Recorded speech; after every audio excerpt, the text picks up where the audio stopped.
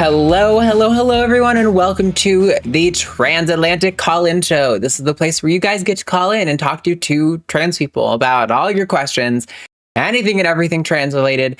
We will talk to you. Can't promise we're going to leave the conversation being friends, but we will at least talk to you.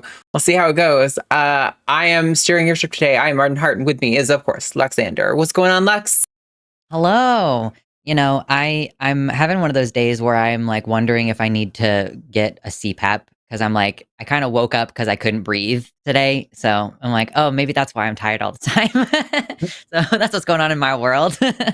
Oof, yeah, that is definitely worth looking into. I know Jimmy did that last year and it was like life-changing for him. I have another, well, not really a friend, but like an acquaintance I know who was talking a lot about how she struggled to sleep and then got a CPAP, and she's like, my life has changed. I have so much energy. I'm so much more outgoing because I don't want to just like sleep all the time. So yeah, totally. Well, I'm sorry. Your sleep has been sucking. That sucks. Fucking It sleep, happens. man. I know. And I don't have central air conditioning anymore. It's like, there's too many things. Yeah. To be disabled. So fun. Yeah, fresh out of a move too. That's an adjustment period. Hopefully you'll get more comfortable and settled in before long. But True.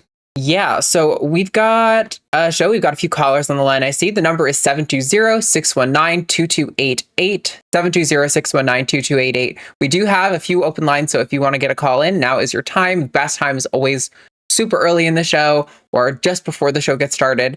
So give us your call and we will talk to you. But we also have some polls from last week and this week that we are going to look into. I was going to do my spiel on them, but honestly, you guys know I don't need to be like that. All right, so last week's poll, I wasn't here for this, but reads, does a history of gender dysphoria diagnosis imply a permanent mental health safety risk? 15% said yes, 85% said no, 7.4 thousand votes. I didn't read the comments, but Lux, you were here last week for this. Did you want to like expand on any of your thoughts? Yeah. So basically, this, it was relevant to the military discussion. Ben was here last week, so we were talking about like the changes that they're trying to make, where they're like, we're not discriminating against trans people, we're discriminating against people with a gender dysphoria diagnosis because blah blah blah. Like, there's this implication that there's all these other comorbid issues. So if you have gender dysphoria, then you're not fit because you probably also have suicidal ideation and blah blah blah, all this other stuff. Right.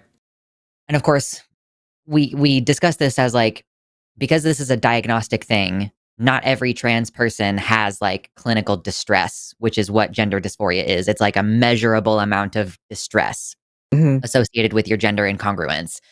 Some trans people don't even feel that way. And so when they're diagnosed, like, it's mostly just a way to get them the healthcare that they want. And for most trans people, even if you do have clinical distress, transition resolves that clinical distress to a point where it's like, do you technically even still have gender dysphoria anymore? So yeah, like, there is no permanent long-term mental health safety risk. It's just external stuff, basically. That's an interesting question. I hadn't thought about it quite in that light, the way you just phrased it, though, where like, if gender dysphoria is this clinical level of distress that is measurable, then if you resolve it, not so you have no distress whatsoever regarding your gender, but where it's not like interfering in your life in a clinical way, does that even count as gender dysphoria at that point? That I hadn't considered, because I was going to say my only real thing about this is I don't know that I'm super convinced that anyone can ever, I mean, I can't speak for everyone. So obviously somebody out there is going to say they have this experience, but like, I know for me personally, there's no amount of transition that would ever completely resolve my dysphoria. Like, there's always going to be, I mean, maybe, in some completely transhumanist future where I can plop my consciousness into an alternate body, maybe, but that's not the world we live in. My life is great. I genuinely, like, dysphoria is so far from interfering with my ability to live my life in the way that it used to. But like, in my mind, it doesn't resolve. But when I didn't think about it that way, where it's like, it does kind of need to have this clinical impact on your life to really be considered like some sort of mental health safety risk. And that doesn't apply. So no, that's interesting. I wish I had read through the comments, but y'all, you don't even know how much is going on. We got so much between now and the fundraiser for recovering from religion which I think is going to be at the beginning of next month, end of this month, or something like that. Coming up before you know it. So Fun. But that was last week's poll. If you didn't vote in this one or didn't get to be involved in that discussion, you can check out this week's poll, which is live on the community tab already, or the post tab, rather, is what they call it now. And it's going to be live in chat here in just a second. But this week's poll reads, should Democrats try to appear less woke to win elections? So we will get into that in a little bit after we take a couple callers, but I want to see you guys kind of answer that and give your thoughts. Are you ready? Yeah, so ready. Right. Lines are filling up, y'all. Let's see. Okay, let's talk to Adam in Denmark, who has a question about defining woman and female, and how does biology factor in the conversation if it even matters. So, Adam, you are live on TACIS with Arden and Lux. What's going on? Okay, hello. Very pleased to be here. Okay, that was fast. The question I asked, I don't actually remind. I was listening to the stream, but I didn't quite get to hear the exact wording. I forgot. But the general question I have is, does it woman and female are obviously two very different terms, and the question is, to me at least, how much does biology really matter in this conversation when we are talking about women, and does it even matter at all? All of this basically sprung from a conversation I had a while back with a religious person I know. I'm an atheist myself, but he asked me that stupid question, like, what is a woman? Because that obviously has a very clear-cut one-sentence answer. So for me, it was like the conversation opened my eyes to some questions I hadn't considered. It solidified my already made up opinions and others. But the thing was that while we were talking, another person, it's someone I'm doing my studies with, another person heard the part of the conversation and told me afterwards that bringing in the idea of whether or not someone is female and male into that conversation, she wasn't sure whether or not she considered that to be transphobic.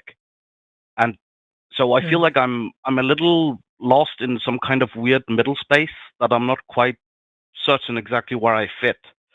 And I kind of wanted to, the question, obviously, if you need me to elaborate more, I'll happily do so. But do you have any particular first impressions or ideas based off my question alone?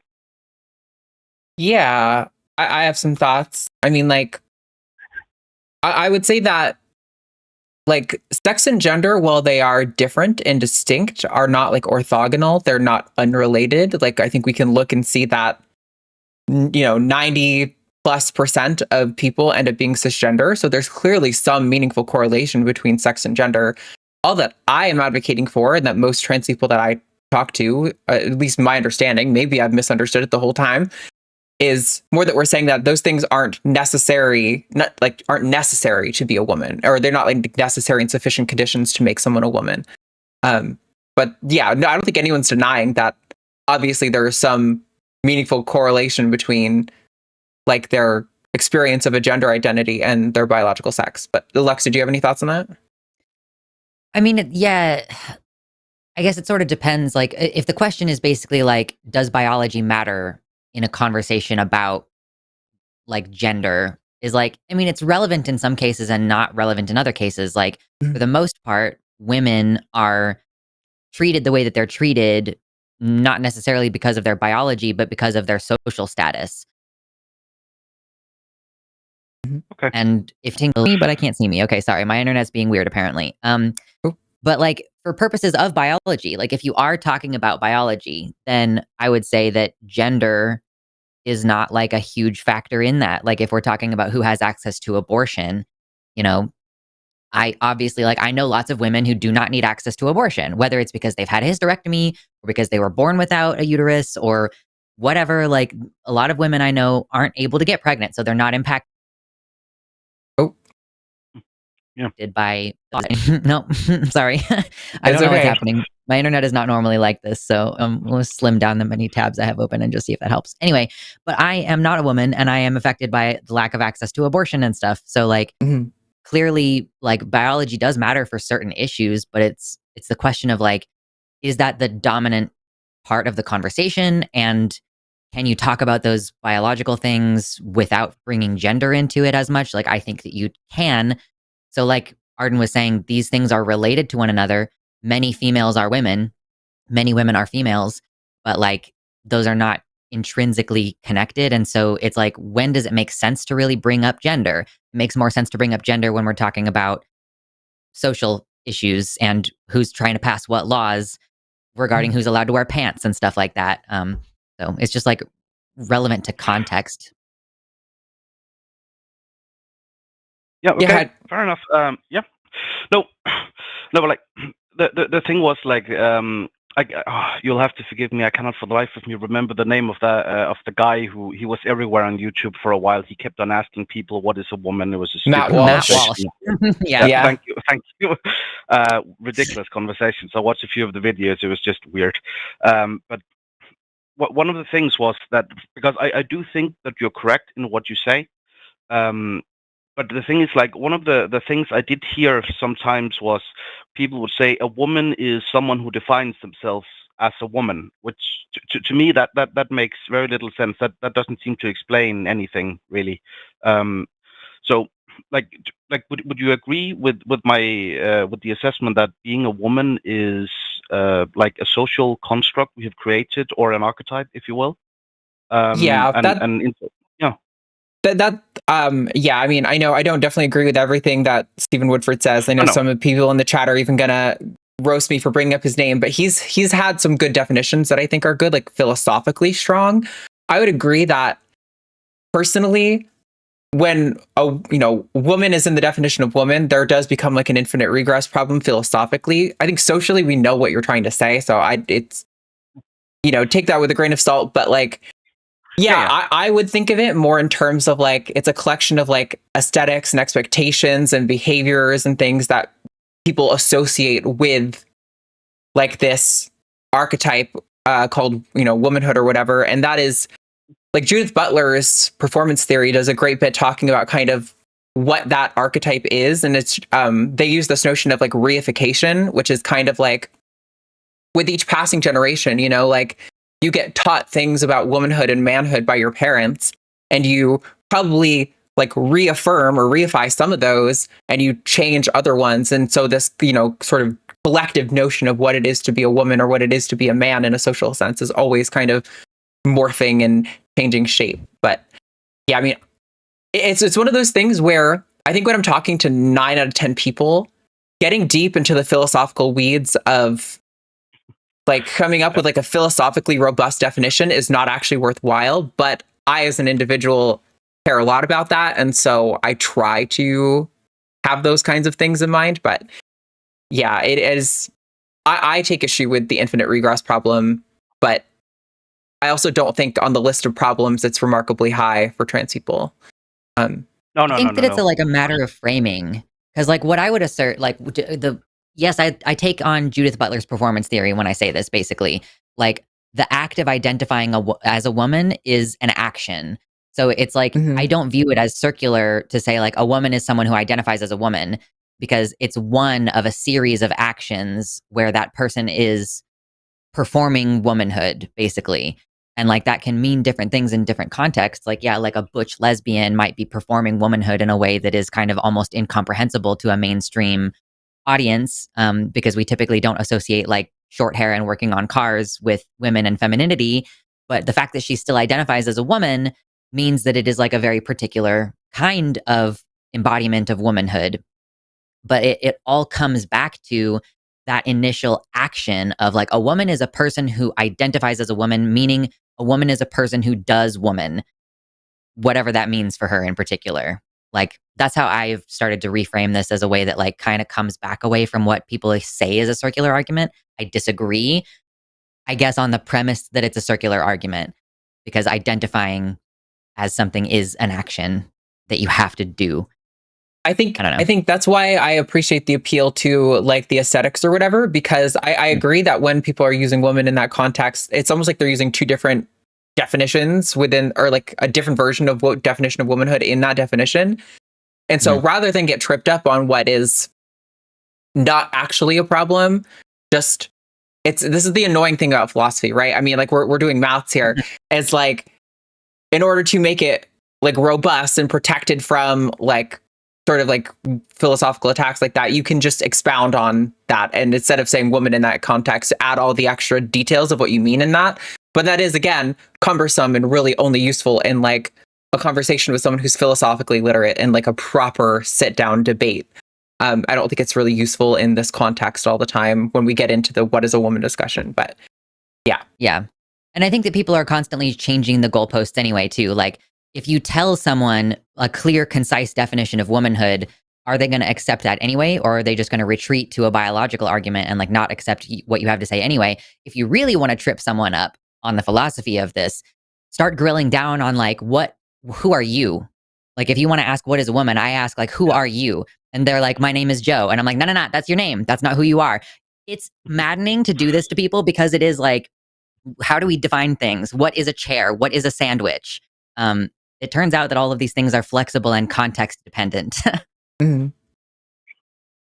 No, I completely agree. Like the thing for me is like when I thought about it, the main thing was like, I mean, I'm a guy, but like when I go about trying to like if I were to be asked to like, Adam, define yourself, great, sure, like I can say I'm a man, but that doesn't really tell you very much, because I mean the question is equally stupid. What is a man?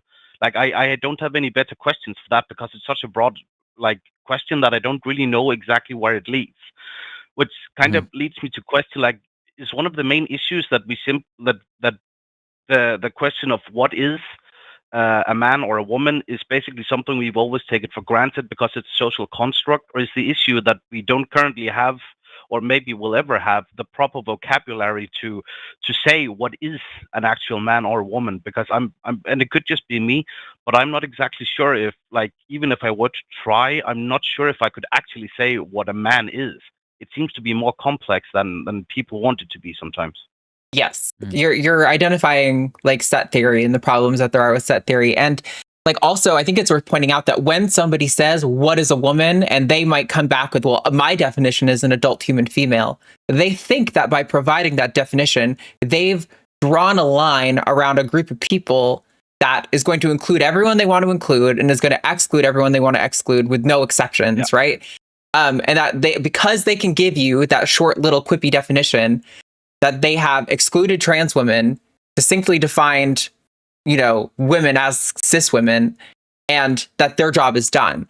But when you really dig into like what is female, what is adult, and the context and biology behind those questions, all of a sudden you realize that their definition is no more solid than, somebody on Matt Walsh documentary who he clips out to look more wishy-washy than they probably actually were when they actually, said it to him in person.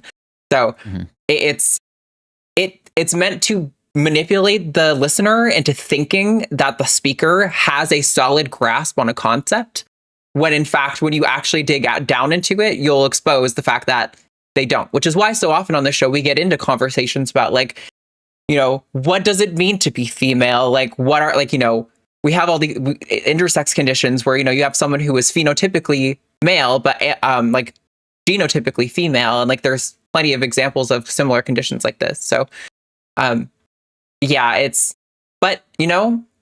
I don't know. It's these conversations are always such a rhetorical struggle because it's not always worth it to dig into each of those paths every time. You really have to suss out where your, interlocutor is coming from, what kind of information they have, and try to speak to them on that level. Because, and that's only, again, if you're having a one-on-one conversation. If you're doing what we're doing, what Lux and I are doing, where we're talking to an individual in front of an audience of people, the rules are also completely fucking different. They don't even apply in the same way at all anymore. So it is a weird conversation to get into. That's a fair point. I guess some of the, and this is where I hope. And by the way, if I say anything you find to be distressing or anything, feel free to tell me to move on. My interest does not justify hurting anyone. But the thing for me is, I mean, I'm not sure how much biology actually matter in this. In most cases, like sure you can find some, like a trans woman obviously will not be able to birth kids, at least not currently in what we can do medically. But I don't think that matters really for the discussion of whether like a person is a woman or not. I think that's a very limited field, because there are many like females who can't have children either. But the thing for me is, I find that males and females can present as women or men as much as they want to. I don't think there's any like controversial thing to say about that. But the thing that I was kind of called out on in that conversation that I mentioned was that saying that males, I'm not sure if I would agree with some of the people I've listened to, not necessarily you two, but people saying that males can become females and females can become males. I'm not sure if that's something I believe. That seems to me to be something more biological rather than socially constructed, at least the way I understand it. So, like, do you feel like that is in any way wrong or misleading? I have opinions Again, on this. yeah. So, I mean, it comes back to like, okay, how are we defining male and female, right? I think that many people tend to do the same thing as the what is a woman thing, where they're like, here's a simple answer. Boom, there's the answer. It's chromosomes, or it's gametes, or it's reproductive capability, or it's the orientation of one's body around being able to reproduce one way or the other, as they continue to abstract it further and further.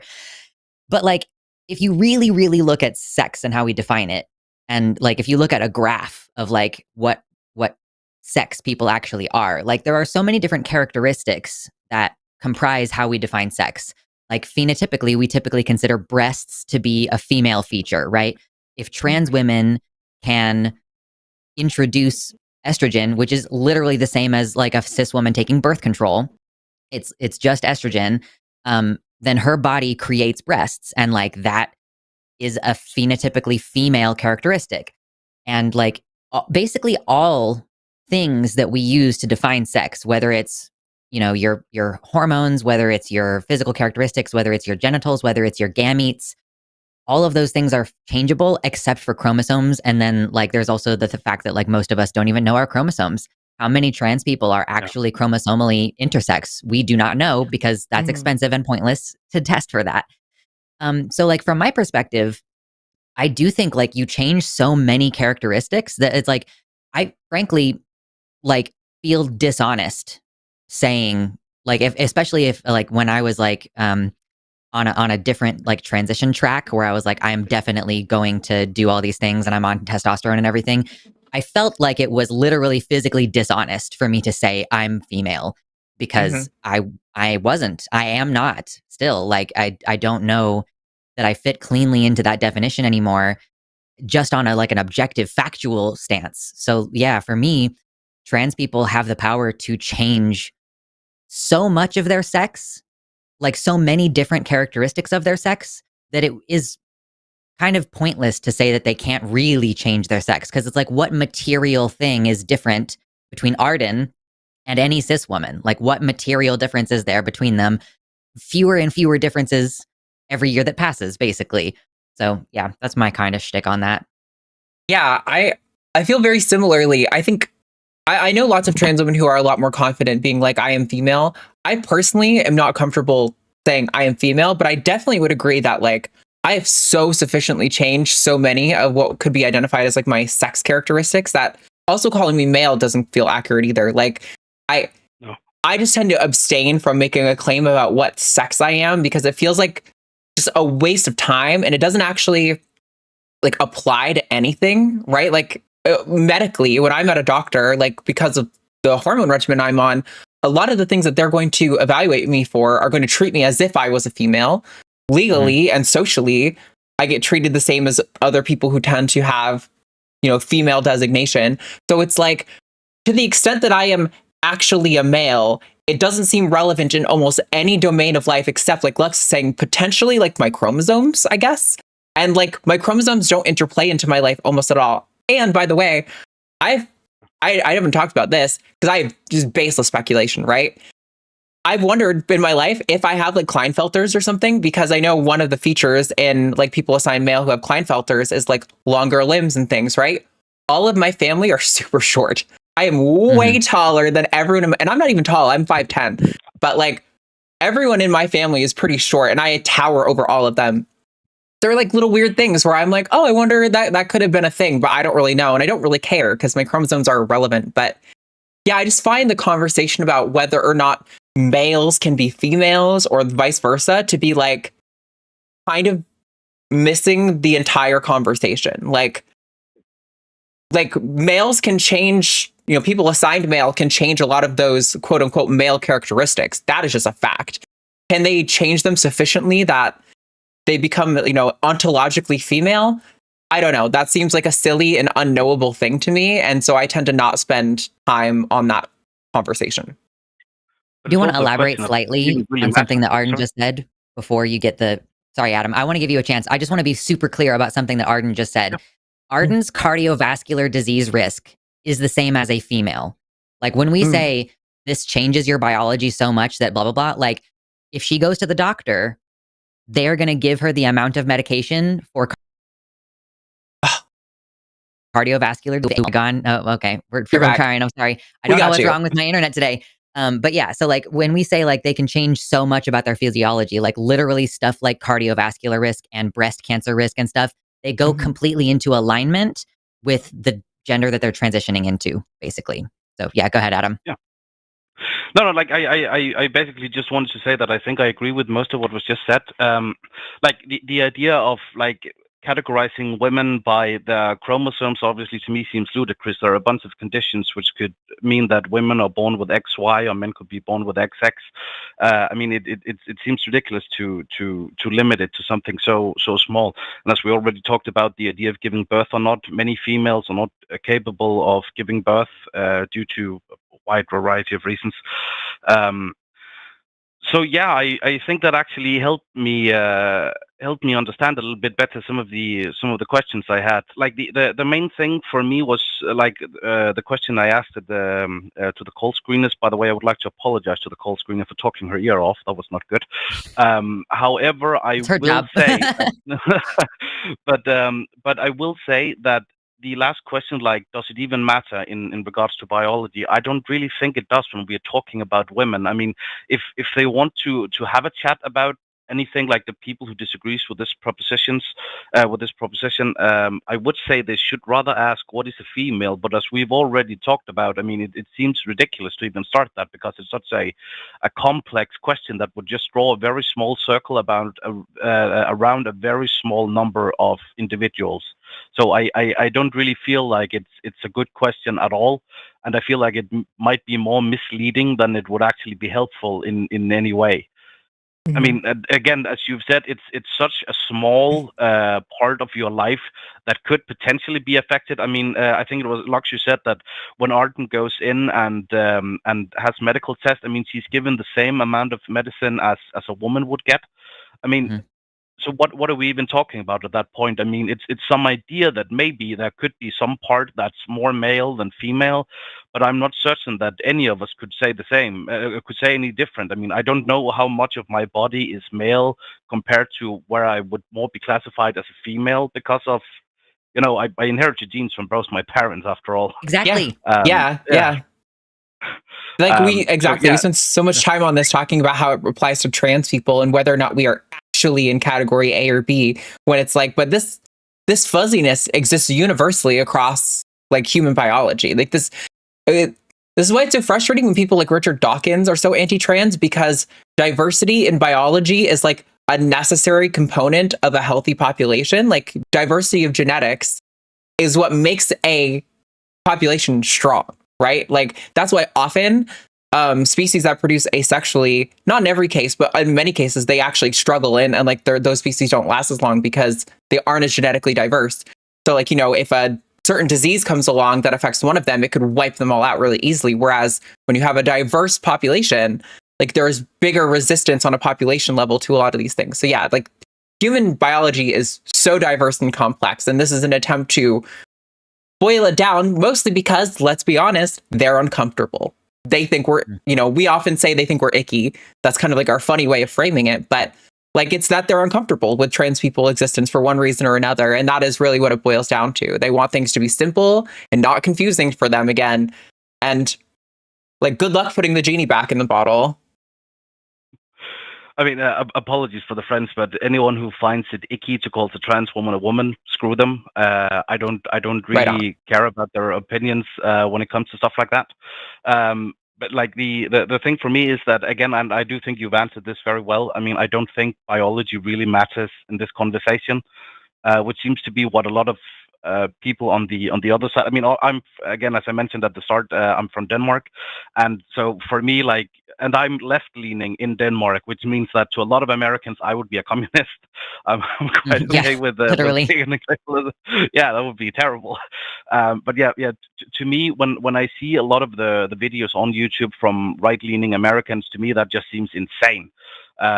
So like it's very refreshing and quite nice to hear from what I would consider like moderate people who are like, yeah, you may not be as communist as I am currently compared to what some might think, but I'm not a communist, just letting you know. But it's nice to see the other side too. Like, so it's not just the right wing that wins. Wins ahead. Sorry about that. I'm still a little bit nervous, but I will say thank you so much for the conversation. I really appreciated you giving your insights. Thank you, Adam. I really like this conversation. I appreciate it. You call back sometime. I would be happy to do so. Thank you so much, both of you, Arden and Lux. See you later. Bye. See ya. Bye. All right. That was a good first call. I haven't been assessed, but I do think I have PCOS. Like which many people consider a difference of sex development. So it's like, yeah, how many trans people actually are intersex? And then like I also have this question of like, do we kind of, even if that wasn't the case, do we render ourselves intersex by means of transition? And like, that's a tricky conversation because intersex tends to be associated with like things that happen to you at birth or whatever. Right. But I just think it's interesting to talk about and think about. Yeah. I mean, I think there is a good argument for like whether or not, like, because we often will say, like, I will say that being trans isn't a choice. Even if it were, it shouldn't change anything. But that being said, the fact that it's not a choice seems to indicate there's some like diathesis, right? Some predisposition upon birth that your experiences kind of filter you into a box. So arguably you are kind of born that way also, but your brain is one of the biological sex things that you have. Yeah, it is a little hard because identity is a little bit more complex than like your genotype, for example. And I wouldn't want to fall into the trap of, thinking that like if you don't match this certain like manifestation of biology at birth, then you aren't really trans or whatever. But it is an interesting conversation to have, and another good example of where like the lines that we draw in these categories are like, to a certain extent, they're real groups, they're real trends that are happening that we're identifying, but like we're the ones drawing the lines around them because like, oh, it's useful to talk about this category in like a scientific context. But yeah, there's no like switch when that is like prescriptive, there's a problem. Yes, exactly. Okay, let's take another call and then we'll get back to the poll. So let's talk to Mila. Her in Colorado says, how do we eliminate gatekeeping for gender affirming care? Interesting question. Mila, you are live on TACIS with Arden and Lux. What's going on? Hello again. So I am calling because I am, so the reason I asked that question is because like I think it's one that's like really central to, I think, bodily autonomy and trans rights. Like I guess tend to come at it like from a perspective where like I believe in bodily autonomy. I think it's important. It's also like to me kind of a low bar. Like I aim like higher than to just be like, how do we get permission to exist, right? It's like, how do we actually get recognized? How do we fight to be recognized for who we are? And, you know, things like, you know, how do we defend like integration to sex segregated spaces? You know, how do we challenge the way that we're often framed as like mutilating ourselves as opposed to like corrective surgery, right? I think there's a lot of like interpretations into, you know, it's a complicated subject, and it's hard to talk about something complex like it's simple. So there's kind of always that pitfall. But you know, I think for me it's kind of rooted in dispelling the myth that like being trans, like whether regardless of how it's caused, like is it a mental disorder, right? Like for me, a mental disorder, right? Like anyone that has, let's say it's like PTSD or ADHD, schizophrenia, that brain pattern, no matter whose body that it's in, that person has that disorder, right? Like if a person is born in a tall body, a short body, a male body, female body, they still have schizophrenia because of that brain pattern. But a trans person who, you know, has that brain pattern but is born in a cisgender body, they're not considered to have a mental disorder, right? Like that brain pattern is just a, you know, normally functioning female brain pattern. And to me, that shows that it's not the brain that's broken. It's just that it's misplaced. It's in the wrong environment where the rest of the body's sexual development doesn't perfectly align with it. To me, I think whether it's nature, whether it's nurture, and whether it's a combination of both, which, let's be real, like sexual orientation, like identity, like there's usually both factors kind of contributing, right? I think how we look at like something like identity and where does biology interplay with that. Like I agree a lot that like there are contexts where it's useful to talk about the biology. There's contexts where it's not. So, you know, how do we defend bodily autonomy, self-ID, eliminate gatekeeping without giving into a framing that like makes it seem like something elective or subjective, or I guess that's kind of where what I wanted to ask. Okay, I tried to take notes because there's kind of a lot there. But like I just from the ending point, you know, kind of tying it back to the beginning, you said something about like you feeling like bodily autonomy is maybe a low bar. Like, quite frankly, I don't think being trans is a choice, and I get the impetus to describe it in a way where cis people are going to give us the care that we benefit from for sure, and that we need. It's life-saving in like most cases. Mm-hmm. I still fundamentally find that bodily autonomy is the most ironclad argument in defense of trans rights, because it shouldn't matter any of that. Like, even if I am in fact a cis man, if I want to have breasts and wear my hair like I do, and if there's no evidence of me being a threat to anyone, because by the way, trans people have been able to use women's spaces for the last like 50 plus years without any controversy. It's only in the last like 5 years that it's become a problem. Then I just I find bodily autonomy to be the most philosophically robust defense. I think when you start getting into the appealing to like, you know, our brain patterns and how like we can't have control of it, I think most of that is true to a certain extent, but I don't know that it is actually useful for us defending our rights. I think those are like necessary, like two completely separate domains. Like I think one of them is useful for understanding medicine and what things help us to live a happy, fulfilled life, and one of them is useful for defending our rights in a legal setting, like to a state. And I don't think there's some overlap, but genuinely, I don't think that yeah, it's wild to me to hear somebody say that you think bodily autonomy is a low bar. Like that's yeah, well, I'd kind of want to hear you expand on that a little. Totally. So, I mean, I completely agree with bodily autonomy. I think it preserves the right. I guess what I mean is it's not that bodily autonomy is a low bar. It's what we get from bodily autonomy that I think we deserve more than that, right? Like, it's not just access to care. Like, yes, I want everyone to have access to care. Like, I don't think anyone should have to do a brain scan or prove that they have a biological explanation for why they're trans to deserve access to care. What I mean is that, like, you know, allowing people allowing us to exist and exist in the bodies we do, to expand on that isn't like all I want.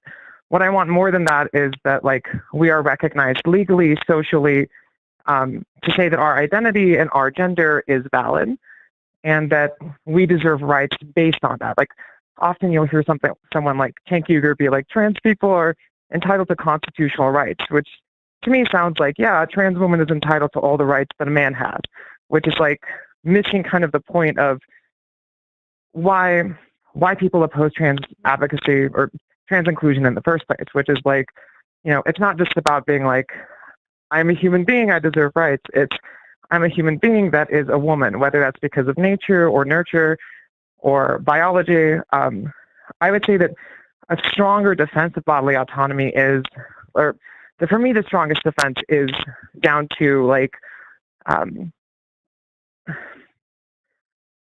biological explanation of why autonomy matters. It's not that I'm saying that autonomy doesn't matter at all, or that like it's a low bar. I mean that, like, to me, I feel like there needs to be, and if I'm wrong, like I'd love to understand maybe what's missing from my understanding to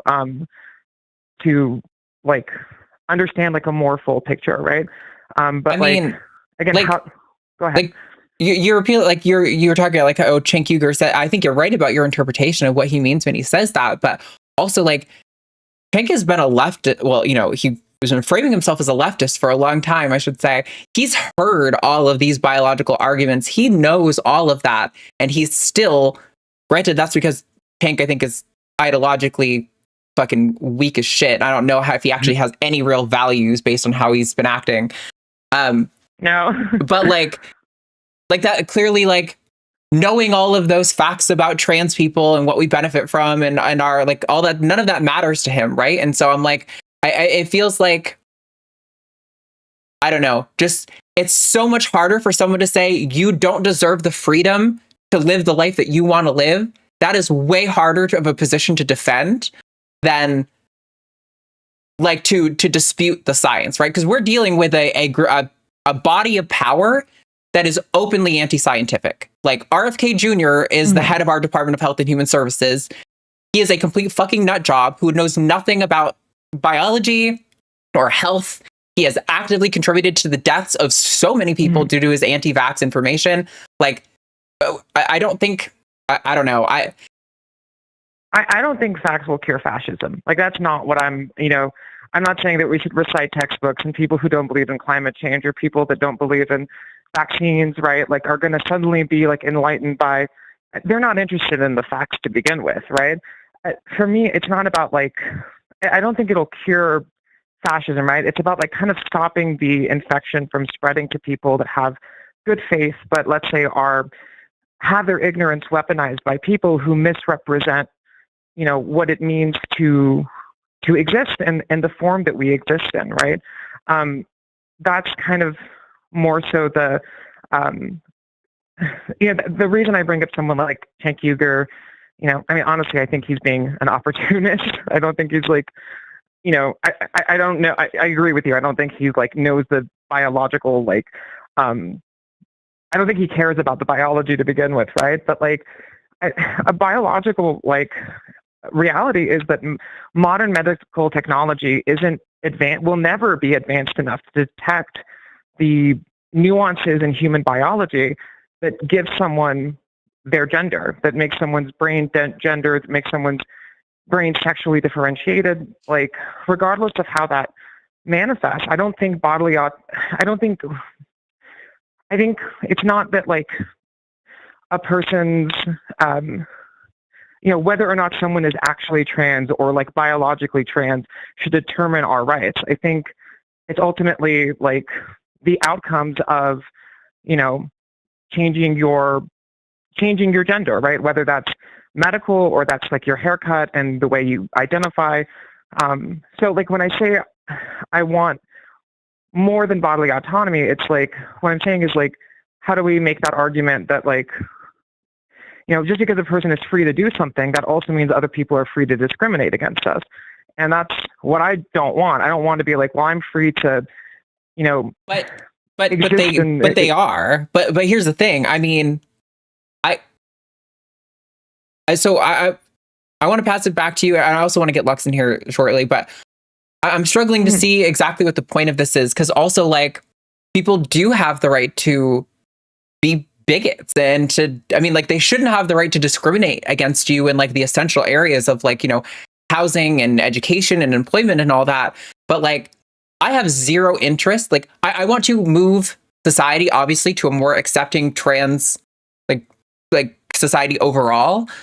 But I actually don't have any interest in moving individuals who are outwardly hateful. Like, you're allowed to be hateful. Like, you're allowed to hate people who only poop on Wednesdays. You're allowed to hate people who are, like, different from different countries than you. You're allowed to be a bigot. It's just that can't affect the other person's quality of life is usually where we kind of make that determination. So, like, I don't understand. Exactly. Like yes, I want to move society generally, and that is a big part of what this show is. It's not always necessarily about compelling people on an argumentative, like, level. It's also about, like, considering getting people to see our humanity and having trans people be here in front.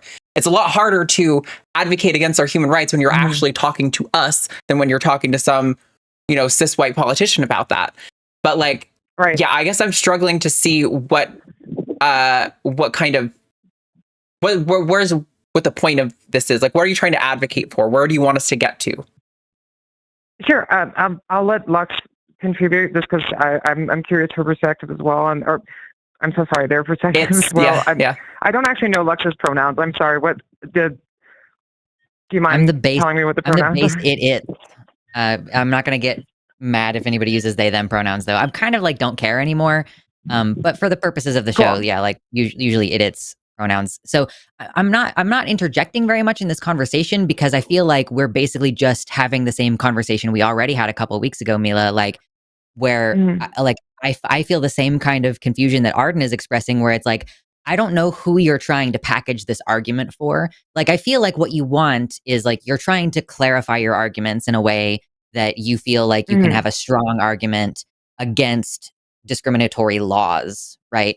But, like I've already expressed to you that the biological argument fails in this situation because they can just pick a different study and say that your study doesn't count and your study is biased. Like, I've had the same conversation with people on this show, as a matter of fact, where I say, look, all of the data shows that this is the correct thing to do. And they're like, well, but they're ideologically motivated. Like, people don't care about the facts, which is why we default to this, like, well, we should, like, let's just take the Republican spin and say it's my freedoms and like it's I should own my own body and like I should be able to make decisions for my kids and blah blah blah. Like, that's just a stronger argument in a socially conservative society.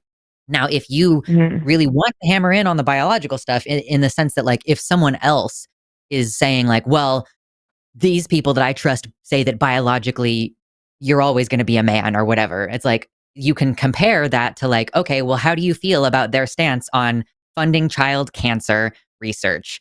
Is that the people that you're really going to trust about biology? Like, are you going to let their biological argument supersede my fucking right to do whatever I want with my body? Like, I just think that it's such a weak stance to take.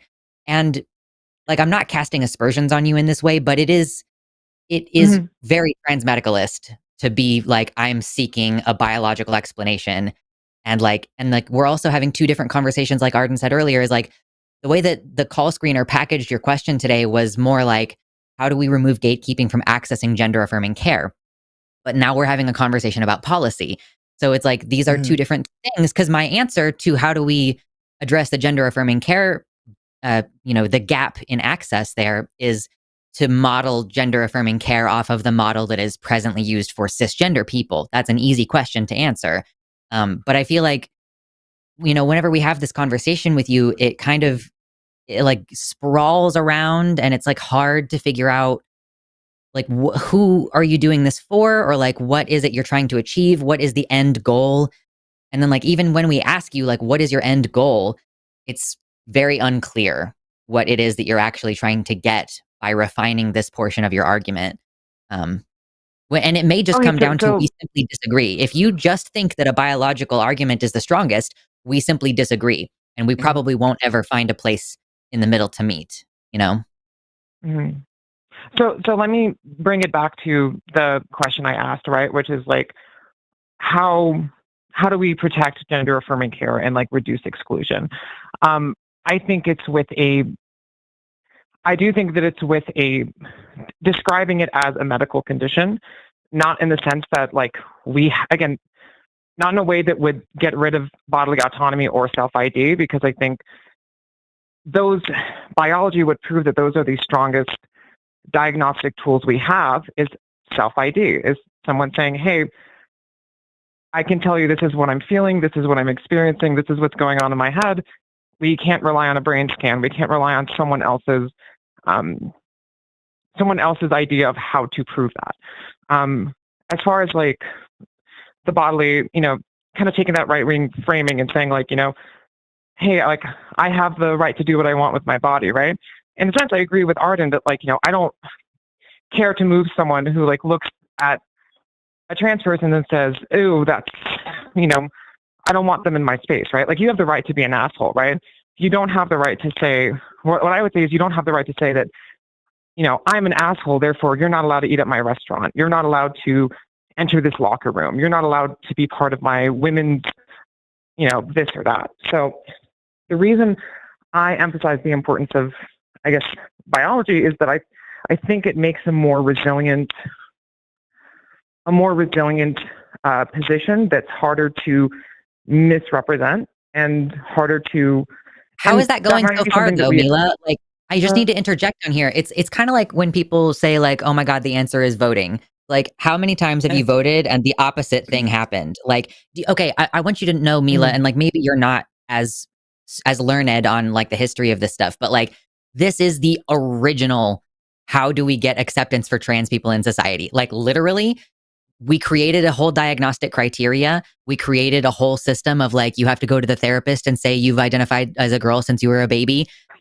Like that is already what has been historically used for like longer than probably all of us three here have been alive. And it is not working. So like we have to either change our messaging or like find a different tactic or something here, because it clearly has not been effective so far. But also, I mean, the other approach, which is to say that like the biological component doesn't matter at all, that's what leads to people kind of conflating it into being like, oh, it's the same as identifying.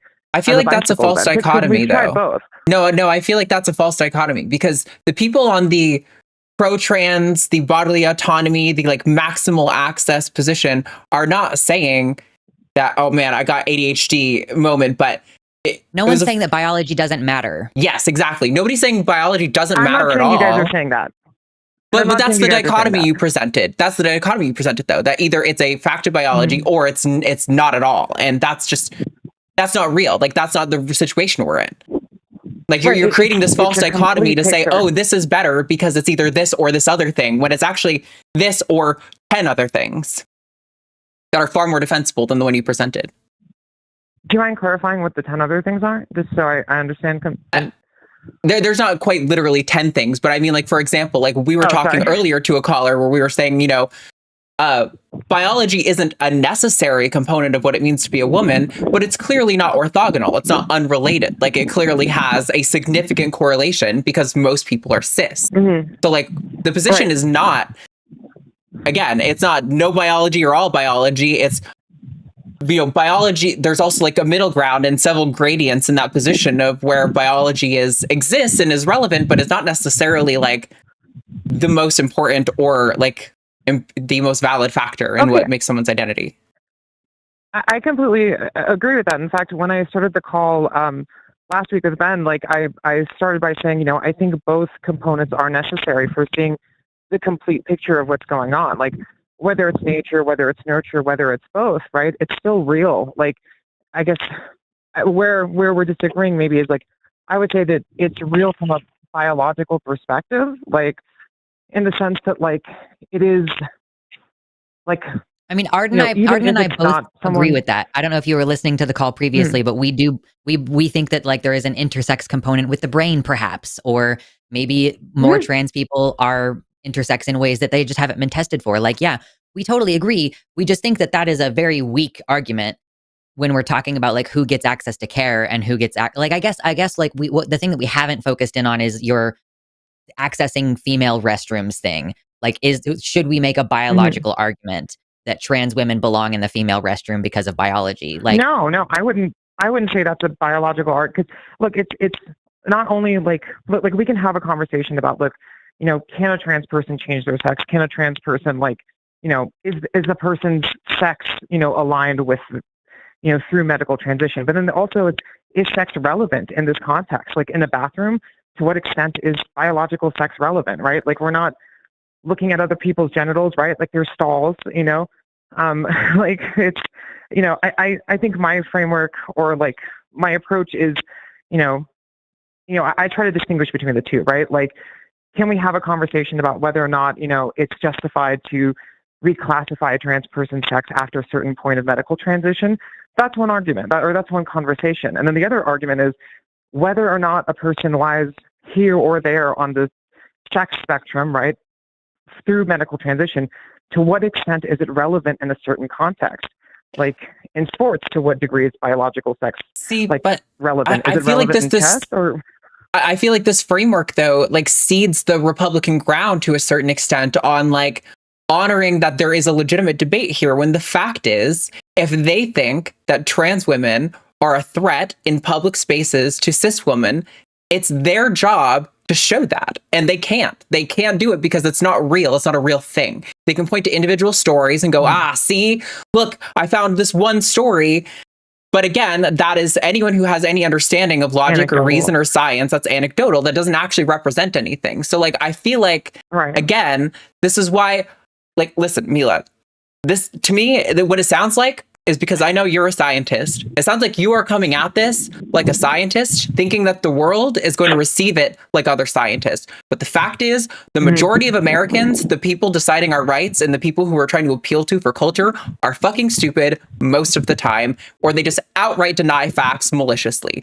So like, this is why, again, I like the scientific conversation. I think it's important and helps you have like a robust philosophical argument. But when it comes to actually like defending rights to access to healthcare and spaces and moving society, I do genuinely think, and again, I've been doing this show for 4 years, taking calls on this, and my approach has gotten a lot more ironclad than at the beginning, in my opinion.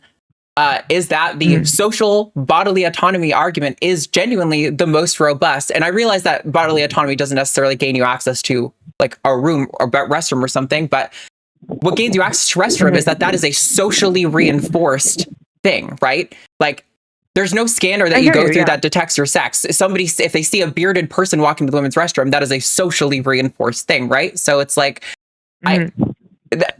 this social is I think the best approach to this, because again, if the majority of Americans were scientifically literate, they understood how to digest research and like behavioral statistics and, you know, the ways that things like policies affected populations over time, then I would be all for doing a purely scientific approach, because that's what makes my brain happy. But the fact is, it doesn't appeal to most people in my experience. And I think we can see that. I mean, again, Donald, like, I hate to keep ringing this bell, but Donald Trump is president and has appointed RFK Jr. as the head of Health and Human Services.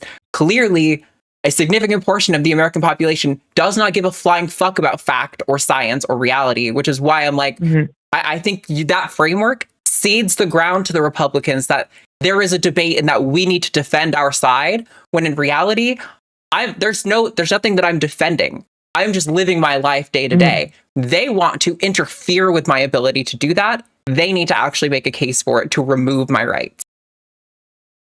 Right, because you're saying it's less rhetorically powerful to root it in biology, when, you know, people are emotional, right, and they make their decisions emotionally, not logically, like 90% of the time. I completely see where you're coming from, and I get that. And this will be my last word, just because I know you guys have other callers to get to. But I would say that, like, the reason I'm also having this conversation is because by leaning too heavy on that side, we're also kind of giving into right-wing framing that paints it as not medically necessary, as subjective, as something that's an ideology, which is to say that, like, you know, basically anyone can like say that, I identify as a cat or I identify as a attack helicopter, but and not to say that you guys are saying that. I know that that's not your position, but by not emphasizing, I think just the right amount, right? Like it's probably, I agree we need both, like the rhetorically powerful and biologically grounded one, but I think we can lose some of that rhetorical power when we minimize the biological component in certain contexts. And that's kind of why I'm having this conversation too, is because I feel like we're reinforcing the right wing. See, I completely disagree. I want to be totally clear though that we, like when I say we, I mean like legally in court cases and in doctors' offices all over this country, the thing that you want is happening. Like the medically necessary thing, like that is the basis for a lot of these court cases. Like, do trans kids deserve access to medically necessary care? It's medically necessary. It's medically necessary. It's medically necessary. Like, it feels to me like you are asking for something, just not knowing that everybody's already doing that, like, so yeah. And you said that was going to be your last word, so I don't want to go on and on about it. I'll give Arden her chance to.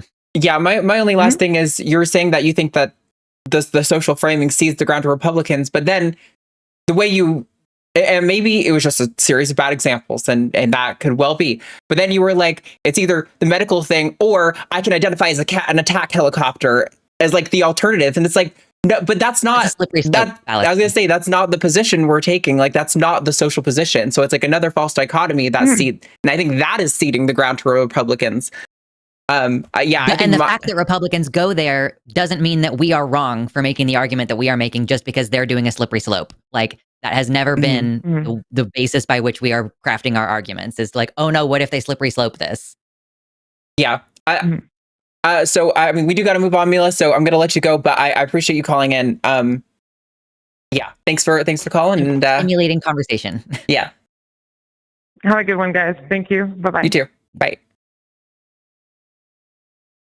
That's a recurring one, and it's frustrating because also I think we do, like you even said this earlier in the call, that we do touch on biology like a lot. We talk a lot about biology, and we do root like a lot of the defenses of things in biology, but it's just, I still don't completely understand the goal of this emphasis on biology. Like that still wasn't made super clear to me. And I think it backfires too. Like this thing that we've been doing where we say it's a biological thing, it's medically necessary. Well, guess what? That is now being used as justification to say like, oh, well, you have a crazy medical diagnosis, you're unfit to serve. Like you're whatever, you're not in line with the values of the fucking military or whatever. It's like, it's like everything that we have tried that isn't just bodily autonomy, freedom has been manipulated and turned against us in some way.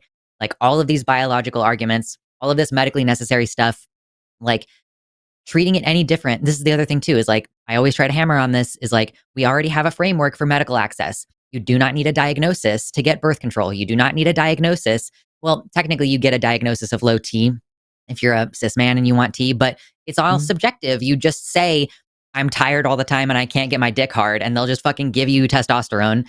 So, you don't really need anything other than just an informed consent model. You don't need a diagnosis. You don't need additional studies or therapists or anything. Yeah. Right. And then that's when you start getting into like how many conditions are clinically diagnosed, like you're talking about, that are not controversial. And like, that's where I tend to focus on like you clearly have some sort of anti-trans bias because you're so focused on like what kind of medical standards you want to have for trans people. But when it comes to, I'm not hearing you talk about these countless other medical conditions that are diagnosed, like you're saying, by purely a clinical self-report, that are wholly uncontroversial, that nobody wants to stop because a lot of the people in power are probably using those services to a certain extent. Yeah, I think, it's a frustrating thing. And this is why when I first came out too, I know we have to get to the poll, but I'm just in rant mode because this is, that's fine. I used to be trans medicalist, in between calls to just rant. So yeah.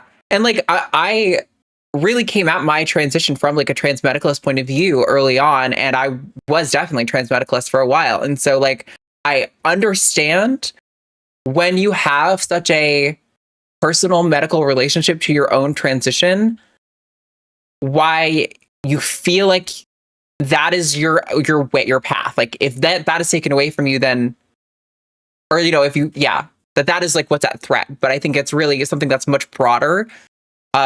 Is where our energy needs to focus, and focusing on those like broader social impetuses will protect the medical thing in the long run. But anyway, okay, we have polls. Let's check out our poll. So the poll reads, should Democrats try to appear less woke to win elections? And it looks like from our chat poll, 85% said no, and 15% said yes, which I'm honestly not surprised about. I actually reframed the wording on this poll because I was like, I know there's a portion of people who are going to be like, I don't agree with it in a moral sense, but it would be a rhetorically strategic approach or something like that. And I still don't know if I think that that's the case, but yeah. What are your thoughts on this, Lux? Yeah. So, I mean, this has been kind of an ongoing conversation that I've been having since November. Like, they distanced themselves from trans people. Like at no point Kamala Harris said the word transgender in her very brief campaign. It felt like someone in the campaign strategy room said, you have to stop calling people weird and you have to not talk about trans people because we're trying to capture centrist voters. And then the same portion of Republicans voted for her as usually vote for a Democrat. So they didn't pull any voters doing that. And they lost a lot of voters doing that. We have also seen, even in Republican states, when you poll Republicans, they are tired of Republican politicians bringing up the trans issue. It has lost Republicans' elections. So, just from a what is effective point of view, it seems like Democrats should be embracing, quote unquote woke ideologies. And I wanted to take the opportunity to shout out Kat Abugazela, who is running for office in Illinois, and she's a Palestinian American. Like, she has fully come out with her full chest and said, Democrats don't need to pretend like they're not woke, or we don't need to abandon trans people. Mm-hmm. Like she said, we don't need to abandon trans people in order to win elections. And she launched her campaign like 2 weeks ago, and she's already gotten $300,000 in donations. As last I checked, there's probably been more since then. So it seems so clear to me that like I feel an energy. It's like when AOC originally ran. I was like, oh, there's an energy here. Like we can, we can focus on this and like do what she's doing. And she's also like, I don't want to wait for my campaign to start helping people. So instead of donations to one of her talks, she accepted period products like tampons and stuff. And they got like a whole SUV worth of donations of those products, and they're going to donate them to the community. So like we need more Democrats embracing diversity, embracing marginalized people, and committing to do good in their communities beyond just like, oh, I promise I'll vote the way that you wanted me to, and then don't actually, anyway, I just wanted to give her little shout out. Yeah, I saw that this morning before you recommended that as a poll, and I was same. Like I was like, wow, that's so cool that you saw that too, because I was also like, she seems like she has done content for a while, maybe, and so she's like kind of got streamer energy, which I think is honestly needed because she's like no bullshit, and I think it's also worth noting that like, you were talking about how like anti-trans stuff has lost them a lot of elections because people will often cite one of those exit polls that was like, oh, Kamala Harris was too focused on culture war issues, but what they leave out is the second half of that, which is instead of economic issues, because what that poll is really telling you is that Americans are like, for or against, I don't really care about trans people. I want houses and groceries to be cheaper. Like that is really what the majority of Americans are concerned about, and healthcare. And like I think AOC does such a good job with this too. She notoriously had a pretty big overlap in people who voted for her but also voted for Trump and didn't vote for Kamala. And weird. So right, it's super weird, but it's interesting how they have such diametrically opposed positions on trans rights. AOC's been out at this oligarchy tour talking repeatedly about not throwing trans people under the bus and how we need trans people and a broader coalition of like that includes queer people. And in her during this tour, this oligarchy tour, and she appealed to Trump voters. Like that is so telling to me that maybe they feel weird about trans people. Maybe they like don't want it or whatever. But ultimately, what they really care about, they're willing to vote for a pro-trans candidate if they're willing to address the actual needs of working class Americans. And I think, like you're saying, Kat, I'm totally going to butcher the last name, was like Abugazela. I think she seems great. All I got was like that clip of her. So I scrolled through her YouTube, but I didn't really watch anything. So she could be terrible in some ways, but she seems great. And I would love to see a lot more people like her who are just unafraid to hold a position down and aren't this like, every time Hakeem Jeffries opens his mouth and I get another like automated focus testing, like regurgitation machine, it makes me viscerally angry, where I'm like, can you just talk like a person and stop giving me this, like, I have ran every possible scenario past like a focus testing group in my donors so that I know exactly how I'm allowed to respond kind of thing. Like, yeah. Yeah, she said, we're not going to be doing any of that. We're not going to test my views to see what position I should take. I'm just going to take my position. So good. Yeah. I mean, and I want to take this opportunity. No, go ahead. I want to shift subjects ever so slightly. Oh, I was just going to say, Kamala Harris had suffered from the same problem. And that's why I hope AOC, maybe, fingers crossed, I would like to see her. Anyway, go ahead. Maybe. So I just want to take the moment to say, like, we want younger people running and everything. Guys, if you go to runforsomething.net, that is an organization that it's literally built to help people under the age of 40 run for public office. Also, if you know Zoe Zephyr from Montana, she is offering like a 15-minute call. If you want to contact her and get on her like list, she'll give you a 15-minute call that's like, here's how you start running. Like, here's the first steps that you would need to take. Also, Kat Abugazala is going to have her, she's posting about the process of like how she is handling, all these things that you're supposed to do when you're doing a campaign. So like, there are so many available resources for you who's listening to this, to potentially run for office. And at the very minimum, there probably are young people and trans people running for office in your area who you could volunteer for. So I know that like, we don't really do calls to action like this on this show, but like, I know that sometimes we get bogged down feeling like, oh my God, I don't know what to do. Everything is out of my control. Fix things locally, run for local things. Like, that's absolutely going to be the way to get your shoe in. Yeah. Oh my God. Do you know how many, if you ever look at your ballot when you go to vote, how many local positions are unopposed? Like, right. Yeah. So many, like, genuinely, I think it's my understanding from the things that I've read and people I've heard speaking on this is that it's actually remarkably easy to get a lot of like local positions. And that's where you can kind of start building your influence and stuff like that. And that also goes so far to moving the needle on trans rights. When people are like, yeah, my representative is trans, but also she like made it easier to join unions. And so like my life is measurably better as a result of her. And I don't really care about her being trans. Like, those things are what actually like affects the general attitude towards trans people in society. So anyway, yeah, we're going to be talking about this kind of stuff so much more. I mean, it's still kind of hard to believe that we're only in April, fresh after an election. And I'm like, oh my God, we have to do this for another, I'm like, another year and a half of this nonstop is going to kill me. But I can't stop. So until I get thrown into an El Salvadorian prison, which seems unfortunately more possible than I would have ever thought in my entire life. But we're just going to keep making the show until we can't. La la la la la. That's not real. Block it out of my head. Okay. We have 3 callers on the line. I am going to close lines. Our screener had to run, but we will get to all 3 of you who have already been queued. And yeah, all right, let's talk to, let me drop the people who are in the call-in queue. I'm sorry, you guys, our screener has left, so we're not going to be able to take those calls today, because for all I know, you're just trying to jump on to say the N-word. So sorry about that. But also, y'all should hit the like button. I don't know if you have already, but it's free and it's quick and it's easy and it immediately helps the show. And if you can't donate, that's the best way to support us. Absolutely. Also, leave a comment. I know Jimmy was for a while trying to get us. TACIS is one of the only shows in 2024 that didn't have 1,000 comments on, like, at least one episode with 1,000 comments on it. And so we were trying to comment a ton. Okay. Let's just go in order with people who are left. Well,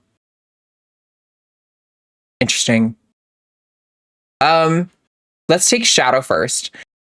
Okay, Shadow, pronouns he, him in Illinois, is gay and wants to know whether it's transphobic or not to have a genital preference. So, Shadow, you are live. Why don't you tell us your situation? What's going on? Okay, so can you hear me? Yep. Yeah. Okay. So as it says on the whatever you're reading, I am gay, and I have tried to ask this, and I've been wondering this opinion for a while, but I don't really know very many trans people, and I haven't really had the chance to ask them, and I've wanted to ask trans people themselves. So basically, the longer version of it is I want to date a cis man, and because if it's a trans woman, then I mean that's a woman. They may or may not have the parts, the penis, and I like. They have the part I want, but they're also a woman. And then if it's a trans man, then they may or may not have the parts that I want. And like, does that make sense? Yeah. Yeah. Do you want to go first? So, I mean, yeah, like I understand a lot of. I think there's a big kind of curiosity gap here, where it's like there's interest in wanting to be open to dating trans people, not wanting to feel like you're doing something wrong by having like a preference for different body types or Yeah. something, And we're all dealing with various cultural ideas and influence who we're attracted to, right? Like I probably Right. would not have been attracted to someone who was overweight 10 years ago because of cultural fat phobia that has saturated my life. And so that's kind of a process where now I'm like, well, actually, women who look like that are very attractive. I'm mostly thinking about this in terms of like women because I have one man already and I'm done with any after that point. One is enough. Oh man, Yeah, I feel one's that enough. deep in my bones. It's been 15 years of dealing with the kinds of things you deal with when you're dating a cis man. So anyway, right. yeah. So like obviously, I'm not going to out here and prescriptively say like you have to date this person or whatever. But like if someone has like a preference that falls along a line of marginalization, I think that that's worthy of examination, right? Like if you just say I prefer Yeah. not to date Black people, I'm going to say, babe, that's a can of worms, babe. Don't say that out loud, babe. Like say that in private. Go work through that in Yeah. private. What is it about Black people that you think makes them unattractive? We need to unpack that a little bit. So yeah, and when it comes to trans people, like I get it. It's a very visceral, right? Like sexual attraction is it's so tactile. It's so visceral. It's about like, Yeah. all these, sensories, like smell and taste and all this kind of stuff goes into it as well. So like, I don't begrudge anybody a preference, but what I will say is like trans women smell like women. Their skin is soft like women. Gay men probably not going to be Right. that attracted to most trans women. Gay trans men, like you'd be surprised at how much the grundle starts to smell just like musky balls. Like it's crazy actually how that works. I've known trans men who've hooked up with cis men who didn't even notice. Like they just stuck it in and didn't even notice. So like it doesn't seem to be that big of a difference when it comes to it. Like everybody's like, I just want a hole to stick something in. So I just think I that guess people that's should fair. be open to the potential for exploration. And like I also know that there's like a lot of assumptions about how trans people want to use their bodies.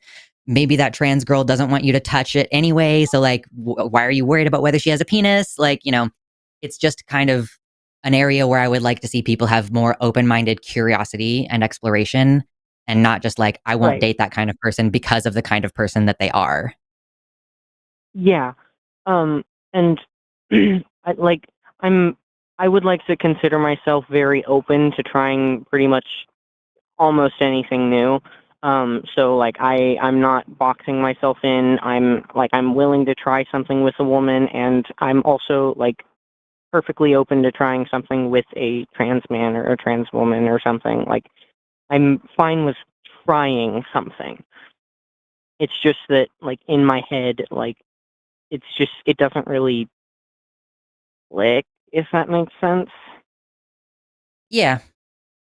Yeah, I think I would only add kind of an expansion on what Lux touched on at the end there about assumptions. And I think that is like a huge part of why people kind of come in my experience anyway, with this kind of notion of like, I don't want to date a trans woman or a trans man because of their genitals or whatever. And like, just to reiterate what Lux just said, again, like, I'm not going to begrudge anyone for like certain preferences. Like, you're allowed to exclude anyone from your dating pool or include anyone for good or bad reasons or bigoted reasons or what. Like, if you, I'm going to reuse the same joke I used earlier for a different reason, where like you can exclude people who like only poop on Wednesdays if that's something that bothers you about. So, like, that's, you're allowed to do that. You can exclude or include people into your dating pool for any reason. But I do think the majority of the time, when it's a genital preference, quote unquote, that is because that person is operating with assumptions about what sex with that person would be like based on their genitals. That is also true. Yeah, I mean, like, it's this notion of like, well, I want to suck dick and take it in the hole, and it's like, there are toys for that. Like, there's some, and people can have surgery that allows them to have access to, you know, different parts. So it's like, it's so rooted in assumptions. It sounds to me like the issue isn't so much about trans people as much as it is like, you just really like you some dick, and that's okay. You know? Yeah. Cool. Yeah, okay. I mean, that, yeah, I think don't put so much pressure on yourself or generalize it out to be something bigger than it is. Like, I don't know. Okay. Yeah. Yeah, that makes sense. Yeah. Okay. One more thing before I go. So I am trying to like have talks with people. Like, my family is kind of pretty much very transphobic, and they're like, oh, they're of the position that it's like, oh, genital mutilation, or that like we're mutilating children if we even give them access to puberty blockers or something. So I will also admit that I don't really know 100% how puberty blockers work, but like what I do know, or at least what I've heard, please correct me if I'm wrong, but like it literally only like pauses the process, like, and then you can get off of it later, and then you will go through your natural like process. So what like the way it works in my mind is like, hey, if this kid is thinking like, hey, I might be trans, like I don't want to go through this puberty, then we can give them puberty blockers, let them see how they feel, and then if they don't vibe with it, then they can go off of it and like still go through their normal puberty. But then if they do vibe with it, then they can like start going through the process of socially transitioning, and after they turn 18, then like physically transition if they have the means to do that. Like, is my logic sound with that, or am I missing something? Yeah, I think you're pretty close. I mean, like, the evidence also shows that, you know, once they've gone through like a round of like puberty blockers and stuff, that like honestly access to some surgical interventions and medical interventions could be useful. Granted, I think it was literally like somewhere in the ballpark of 4 or 5 trans men got like breast reduction in like between like 2020 and 2024. So it was some sort of range like that, like a remarkably low. Like this almost does not happen. Usually there are extenuating circumstances where there's like a health risk to not allowing it to happen, right? But yeah, absolutely. Puberty blockers are safe and effective, and as long as you're following the guidelines. If you use puberty blockers for longer than a period of 2 years without introducing cross-sex hormones or letting them resume their endogenous puberty, like they're the one they would have gone through otherwise. As long as you do that, there's no risks. There do end up being compounding risks of like concern for bone density and brain development past that. But like conservatives will bring this up a lot as if just taking the medicine causes that problem, right? But it doesn't. We have well-established guidelines for when that becomes a risk and when that's not a risk. Some individuals, it's a risk sooner, like faster, so they're not like permitted to, you know, take the treatment for as long. Like, these are well understood problems and well accounted for in the guidelines of treatment. Okay. and I mean, I guess the only problem with that is nothing with the argument, but more like getting people to actually listen. Yes. Yeah. Because last time I was bringing this up was to my grandpa, and eventually he just brought up like, oh, so you're just telling me that God made mistakes. And I'm just like, I didn't fucking bring up your God. Yeah. I like to And- play with that a little bit and be like, well, God made me trans, you know, like I didn't decide to be trans. If you're going to say that I Right. was, that my spirit was endowed to me by a creator, then the creator made me trans. But like, it's really Yeah. difficult to argue with people who have that emotional, you're mutilating children. Like, it's really kind of Yeah. difficult to get them to come back off of that position. Yeah, and like I did my best to describe to both my grandma and my grandpa that, hey, I didn't choose to be gay. I'm just this way, and like my grandma just kind of didn't accept it. Like I think my logic was pretty sound to her. Like I brought up the like, oh, did you choose to be straight angle? Like I brought that up. I think I brought up a few other things. And like even after all of that, she's like, yeah, no, I think it's still a choice. So. I mean, what you accidentally learn sometimes in these situations is that grandma is a fucking lesbo. Right. Like, that's yeah. You know. And yeah. No, but I mean, we were kind of touching on this earlier with the caller Mila, where it's like, yes, the majority of people in today's world don't really care about facts and science and evidence or logic and reason, and so you can come up with true statements like gay people don't choose to be gay, trans people don't choose to be trans.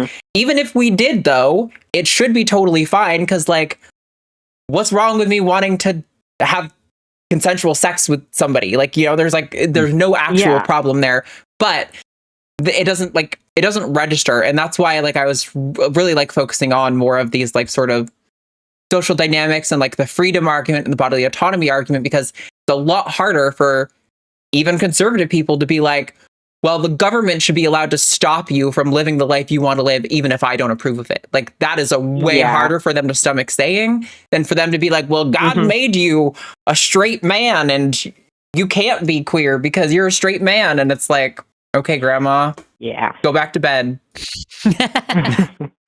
Yeah. So I have had to deal with a lot of stuff like this, like my entire life.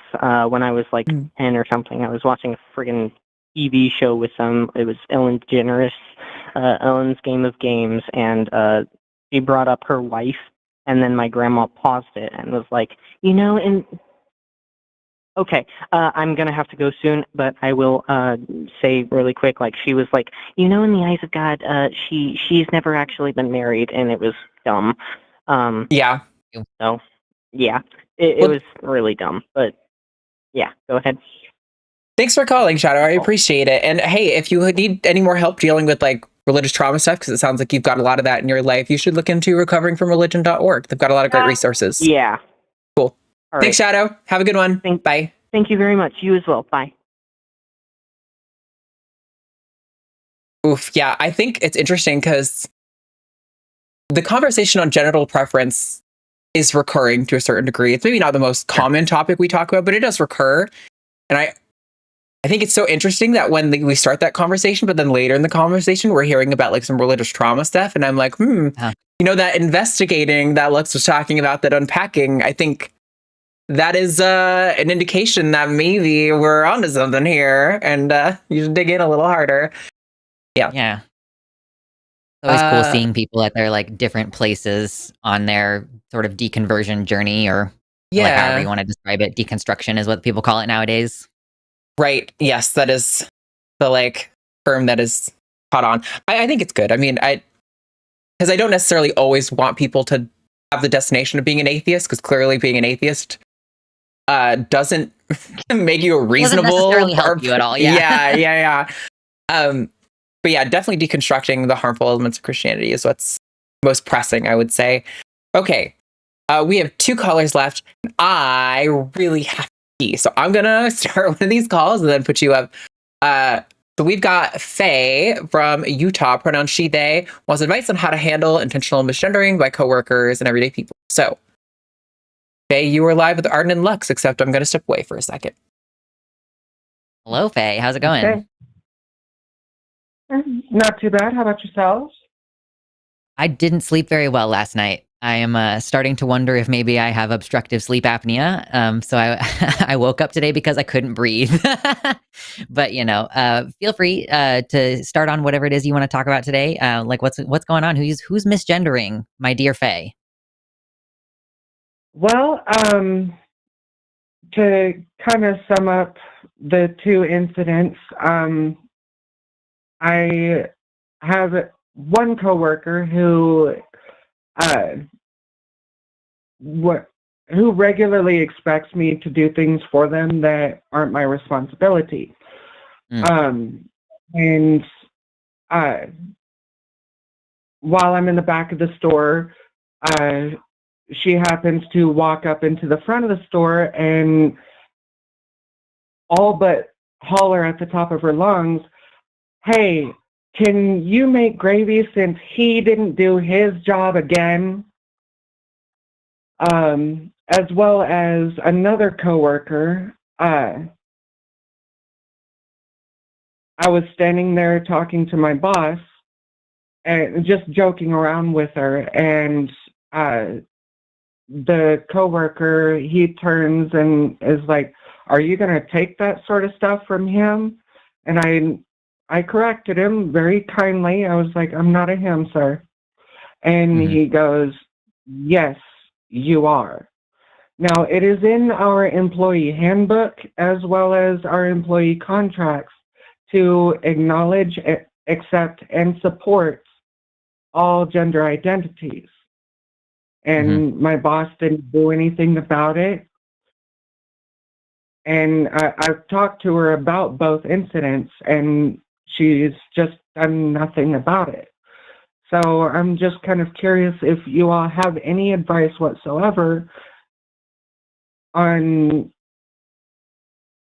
not necessarily how to combat such behavior, but just to be able to address it and move on, you know?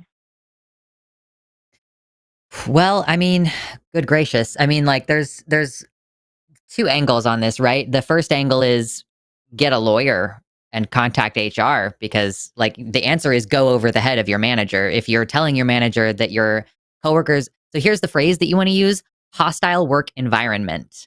If someone is misgendering you and it is explicitly against your employee handbook, it's entirely possible that you don't have a union. If you did have a union, obviously that would be like a first step, because the HR is not there to protect you as an employee, which is why I would say lawyer first, then HR.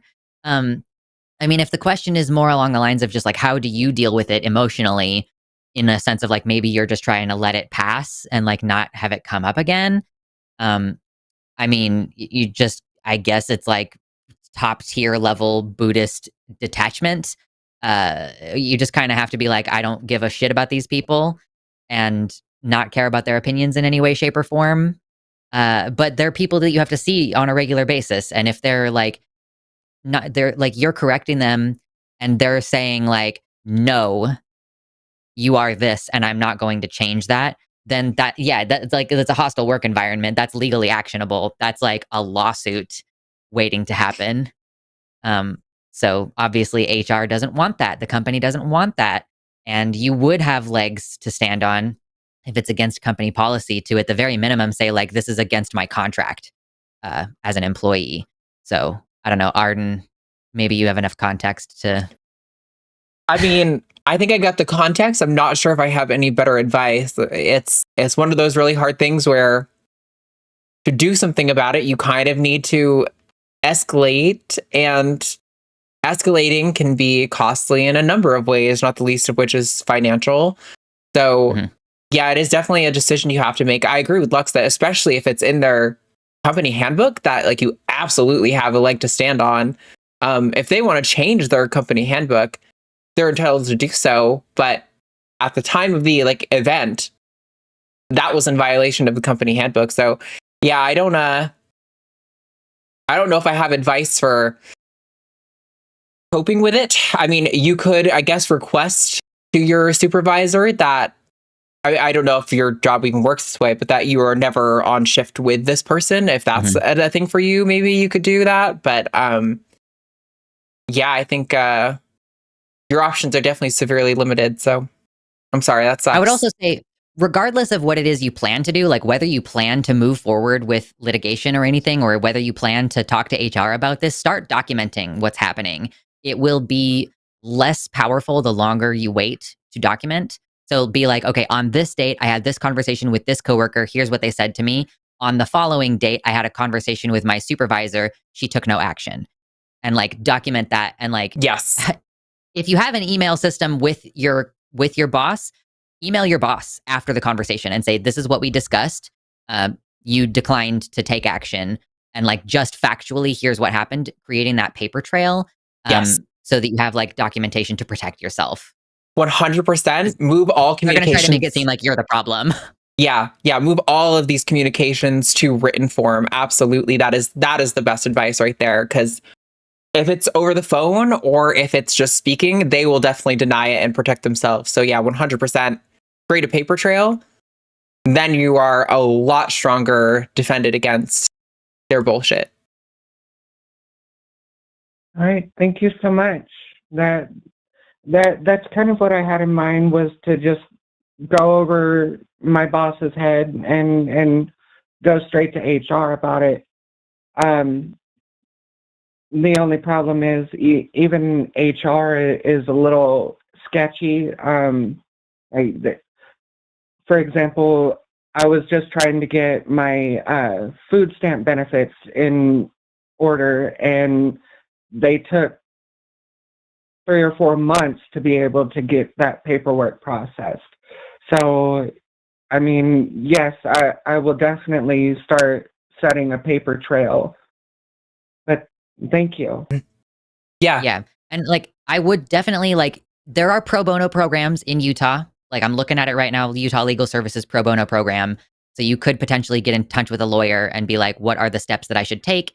If this becomes a case, would you accept like a cut of the winnings instead of an upfront cost? Because that's like the thing that really gets in the way of having a successful lawsuit. So yeah, I would say if you do decide to pursue that further, maybe talking to a lawyer before you talk to HR and seeing if you can get some of those pro bono services. Obviously, it's Utah, so you might be sort of limited in options. And like maybe it's not a big enough case that the ACLU would get involved or whatever, but at least try to have a phone call with someone who is very familiar with employment law in your state and your municipality, if that is applicable too. Yeah, unfortunately, my situation is even more limited because I was having some legal issues with another person, and the state's pro bono law firm, I'm not sure the exact title, they represented them, so they cannot represent me in any shape, form, or fashion in any situation. At least according to them. Yeah. There's also the Transgender Law Center. You could always get in touch with them and see if they can refer you to someone in your area that could help. Okay. Yeah. Right, thank you so much. I just want to say though that sucks, and I'm very sorry that you're about to have to deal with all that. Frankly, a lot of people just are like, I will get a different job. So like whatever it is that you decide to do, I totally respect it. Like it's a hard situation to be in. And, all the love to you for trying to navigate that. Yeah. Thank you so much, Faye. I appreciate it. And good luck. Keep us updated on what's going on, okay? Will do. Thank you. Bye. Bye. Yeah. So paper trail. Same. Seriously, people wonder why, like, for example, trans women are at such higher rates engaged in things like sex work, for example. And it's like, this shit is why. Yeah. Because at least if you're going to be preyed upon by disgusting men, you're benefiting from it, right? Rather than suffering as a result of it, like impeding your ability to get work done. So yeah, it's really frustrating. And it's just, yeah, I can't. There was a study like from a few years ago that was showing that like it was something like a third of employers in the UK, or 2/3. I'm totally getting the number wrong. Some massive portion of employers in the UK like responded to some survey about like if they got 2 identical resumes, but one was trans and one was not, they would almost like most of them were going to pick the not trans person. Same kind of thing where it's like people don't want the hassle of having their values come in, which is why anti-discrimination policies are so important in the government, to have them like enshrined in state law, because then there's no hassle for the employer or for the employee. You're allowed to have your bigoted views. You just aren't allowed to weaponize them to make their work life distressing. Okay. We have one caller left. So we are going to talk to Joe, him in New York. I'm going to let Joe tell this story because I'm not sure. Yes. So I'm just going to bring you on. Joe, you are live with Arden and Lux. Tell us what's going on. Hello. So there was a video I saw of you a couple weeks ago, and I don't necessarily disagree with you, but I just really wanted to know what your response would have been to. Okay. So essentially, I'll just get to it. You were talking about with when defining sex, how you can't ignore the outliers. You remember that? So my question is, if someone were to respond to that with, why don't we focus on the outliers and detransitioners, how would you respond? I think I have a big idea, but I've been wondering for a couple of weeks now. Yeah, well, for one, that's 2 completely different things. So when we're trying to decide what is a woman or what is a man, you necessarily have to look at the edge cases to figure out where that line is, right? The person A is only different from person B in one way, but person A is a woman and person B is not, then that is where the line is. That should be where to look to tell you what the necessary and sufficient conditions for being included in the group of women are. When it comes to detransitioners, that is referenced to say that, oh, we shouldn't give access to healthcare to trans people because there are this group of people, detransitioners. But the difference is that is when we're deciding on like healthcare policies or what is an efficacious treatment, an effective treatment, we look at population data for that. That's where population data in broad strokes is necessarily what gives you the best chance to inform how to treat a group. So they're just completely different scenarios. One requires you to look at the outliers. One requires you to say focus on broad strokes population level statistics. They're just like completely different scenarios. That's pretty much the conclusion I came to. I just wanted to ask it I just really wanted to hear it from you for some reason. I want to hear what you'd have to say. I appreciate it. Yeah. So, what was it? This isn't your main topic though. So what did you want to talk about? Well, I thought it was Dr. Ben on. I don't know how. I just got diagnosed with HIV, and I was wondering if y'all had any advice or things I should do. Yeah, it was originally Ben that was scheduled, and then Ben had a schedule conflict, and I didn't change the thumbnail till last minute, so it's actually totally on me that you thought it was Dr. Ben. No worries. Do you have thoughts you want to jump in on that with? I mean, I don't know if I have a lot of good specific advice. I think definitely Ben would be the better person to talk to on this, but... Sure. Yeah, I mean, Ben can address kind of the medical side of it. I think that there is like obviously a social aspect to being like, I'm HIV positive now. It's like, yeah, there's like, how do you find partners? All that kind of thing. So obviously like disclosure up front, obviously you're going to have better luck finding partners who are also HIV positive because then there's no risk of transfer. But also like want to be totally clear to everybody in the chat about this, like that the medicine around HIV is so solid that if you're taking the medication that you're supposed to be taking, you will have undetectable HIV, and undetectable is untransmissible. Like you cannot transmit HIV. Obviously, like some people may still prefer, like, okay, I still want us to use condoms, even though you're on this medicine, even though you're undetectable. That's what would be comfortable to me.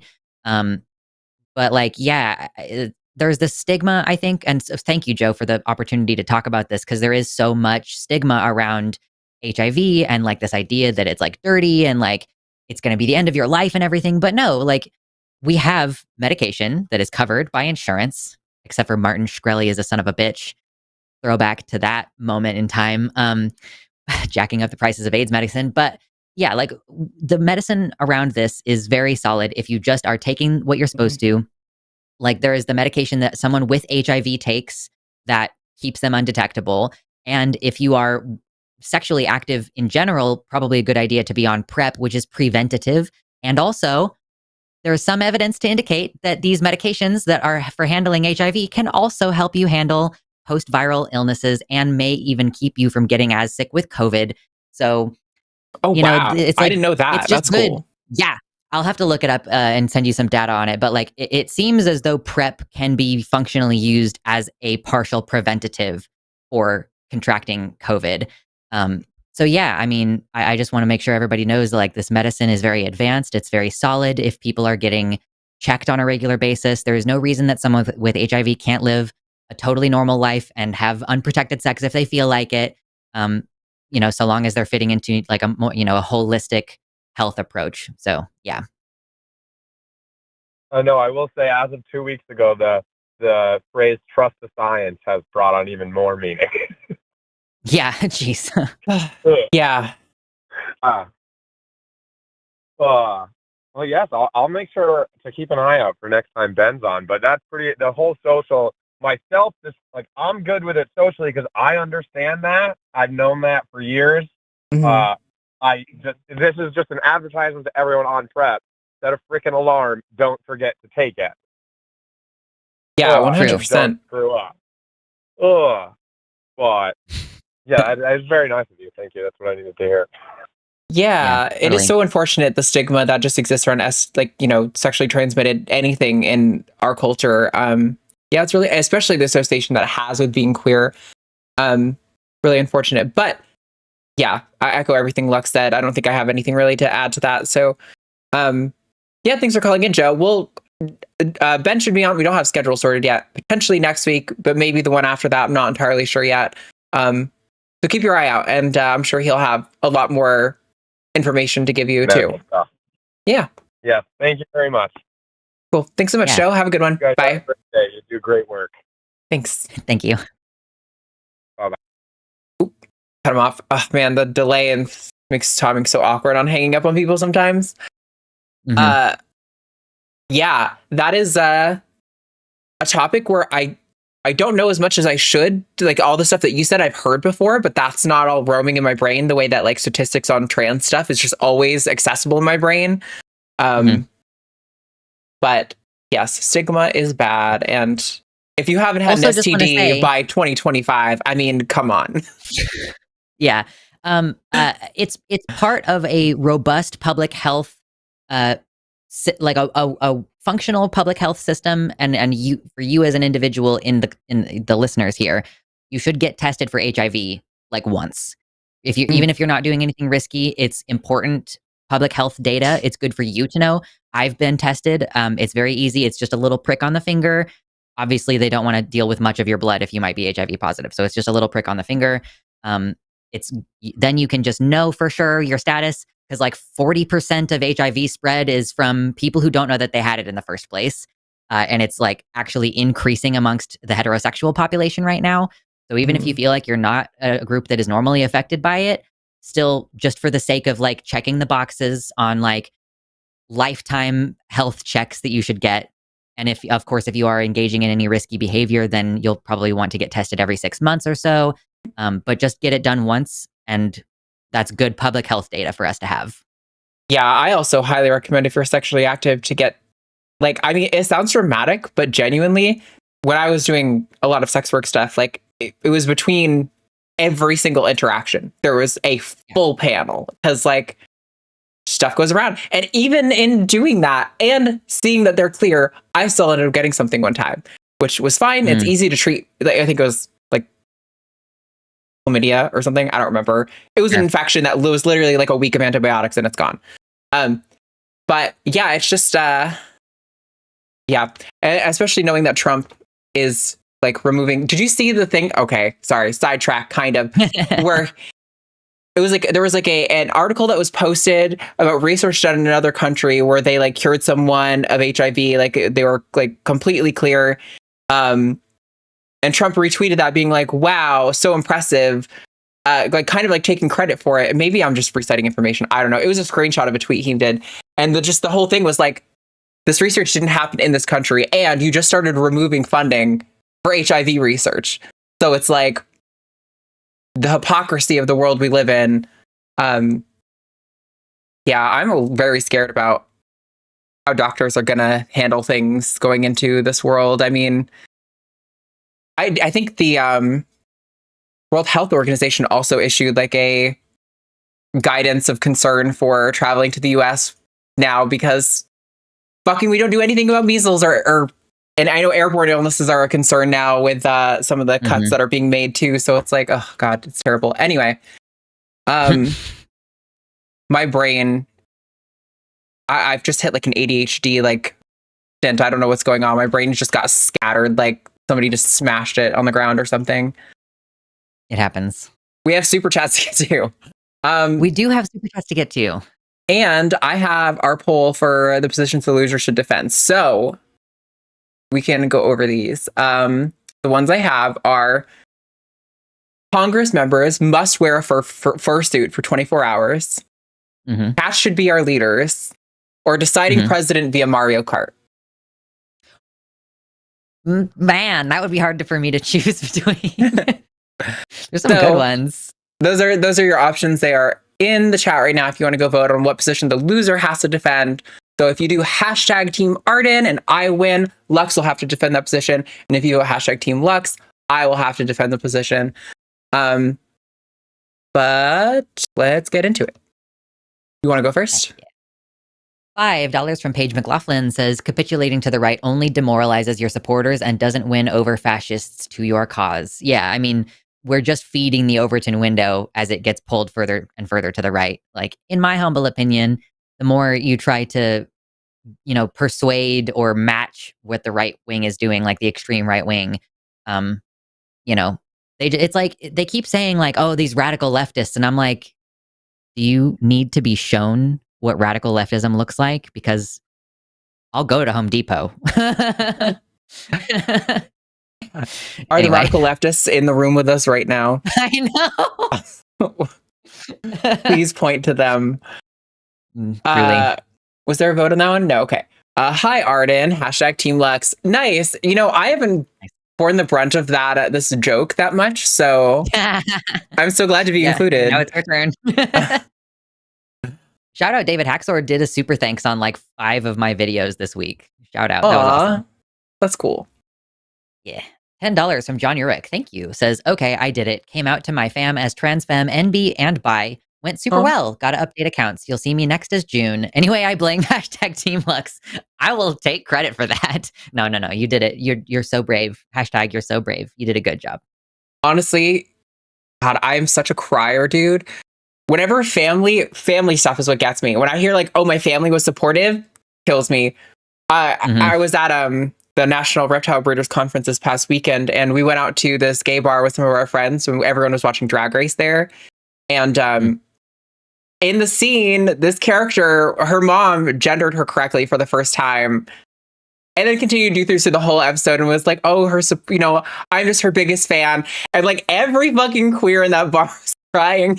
I turned over and wiped a tear, and this guy who I didn't know was like, me too, girl, me too. I'm like, this is community, That is, yeah. That's the solidarity that you're experiencing. Yeah, I love that.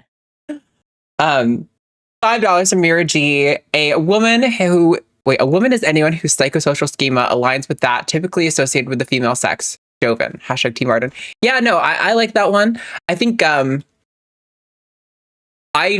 it feels like a little too jargony for me. Like it's kind of why I like using the term aesthetics, because I think everyone can kind of get what you're appealing to there, and it captures a lot of that. I think that is a good definition. But yeah, I've been repeatedly trying to find ways to refine my arguments down into more like simplistic language that's a little bit more accessible for everyone, because I realized that I come at things like too much of a philosophy kind of thing, for at least for gender stuff.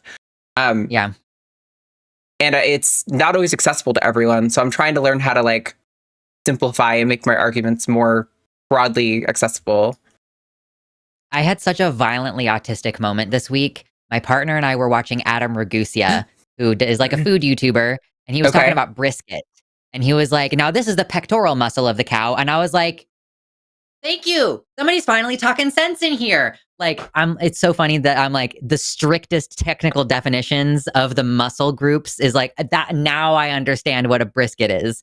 I'm like, why do people don't always talk about like this? I just, it's so, I was like, wow, I'm very autistic. Oh my God. I didn't even know that that's what brisket was. That's interesting.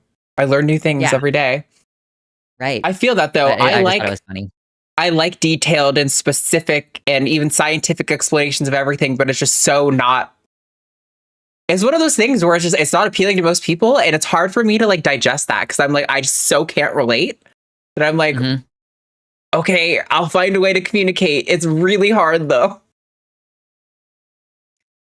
$5 from Paige McLaughlin. Thank you. Says fun and games with definitions is all well and good until someone loses their rights and autonomy. Yeah. Playing games. Yep. Playing games. Trying to figure out like, oh, what's the correct language game to play? I mean, like literally it's a language game. And that's like a whole philosophical thing too. Also, I just realized, did we actually read this one? Or did we just have it up on screen? Oh, it might have just been on screen. Okay, yeah. £5 from Mystic Minds Analysis Tavern. The circular argument breaks when we understand the concept of a woman as a social role that relates to biology, but it isn't strictly tied down to it. Yeah, I think that's what we kind of honed in on, is that it's a conflation of two different use cases of woman in that case. Yeah, I mean, again, a great example of where being specific can feel really good and satisfying and like philosophically robust, but it doesn't always actually communicate information to listeners. And there is like a way to get better at that. And that is like my goal between now and midterms, is to like hone that skill. But it's really challenging for me. Yeah. $5 from Secular Felinist says, managed to catch the live show today. # Team Mitternacht. Oh, you know what? He's right here. I could wake him up. He's a little boy. Like, he's fully doing this right now. So I feel bad, but I'm going to do it anyway. I love when they lay like that. Yes. It is just cuteness. Look at him. He's so handsome. Yes. Are you sweet? Oh my God. Yeah. He's a good boy. We do not deserve cats. I know. I'm also like trying to convince at least a couple people I know to like move up here and do the like build a homestead thing with us. And it's just like you were saying, it's like, I am fully convinced by the like data, I'm like, look at this ProPublica map of like which areas are going to be more or less like habitable in the next 50 years. It just seems so easy to me. Like the easy answer is like, yeah, my friends who live in Kansas, you should move up here because how are you going to deal with the fucking droughts that are coming? But it's you have to be so much more delicate than that. You have to create like a much more robust, series of thoughts, which is just confusing to me. Yeah. I mean, it really is the difference between, I think most of the like conversations I have are here on the line, and it's just like, yeah, the different strategies that are relevant in different contexts. But then also considering that like the strategies that I use here can create an image of me that can affect my ability to be strategic on one-on-one conversations. Like it is, yeah, it's interesting. Yeah, that's true too. Mitternap, true. Aww. Yeah. £20 from Jackie Greenland. Well, the dollar to pound rate got better this week, so this will go further. Nice. Beyond that, I hope everything is safe and weathering the storms, the real ones, and the bigotry. # Team Arden. Thank you. Yeah, I'm sure our dollar value is going to be fucking just absolutely tanking. If Trump's tariff announcement, I don't know why he's so wed to it. He keeps having to back off to it because every time he says it again, every business in the US is like, I'm fucking pulling out my socks. I don't want to fuck with that. That's nonsense. That's crazy. And then he commits to it. And I'm like, I just, there's no adults in the room. And it's so frustrating. Yeah. Crazy. 100 DKK from Adam Helt. Oh, hey, thank you, Adam. Says Arden and Lux, thank you so much for the conversation. I am shaky from talking where so many people could hear, but you two were super calming. Yeah, you did good. It was a good conversation. Awesome. Yeah, I really liked it. It's funny, somebody commented in the chat just a little while ago something like, oh, but you guys don't think biological male should be in biological female spaces, right? And I'm like, we literally did a whole call about the problems with those categories, and that was this call, the very first one in the entire show. Yeah. And that's just people who want to jump in and say their annoying shit and then leave without actually, like, obviously these people are not interested in hearing what our arguments are, which like goes back to that conversation with Mila that we were having. It's like that people are trying to entrench themselves actually in their ideological position. So of course they won't listen to us, or they'll only listen to us insofar as they can nab onto something and nitpick it and say like, oh, well, that one thing is the thing I'm going to fixate on now. Right. Yeah. How persuasive can you really be? We do have a nice collection of people who like to comment, get banned from the comments, and never call in to challenge their views, and then be like, the line isn't open to free speech. And it's like, okay, you can literally call in where thousands more people will see you, but that's fine.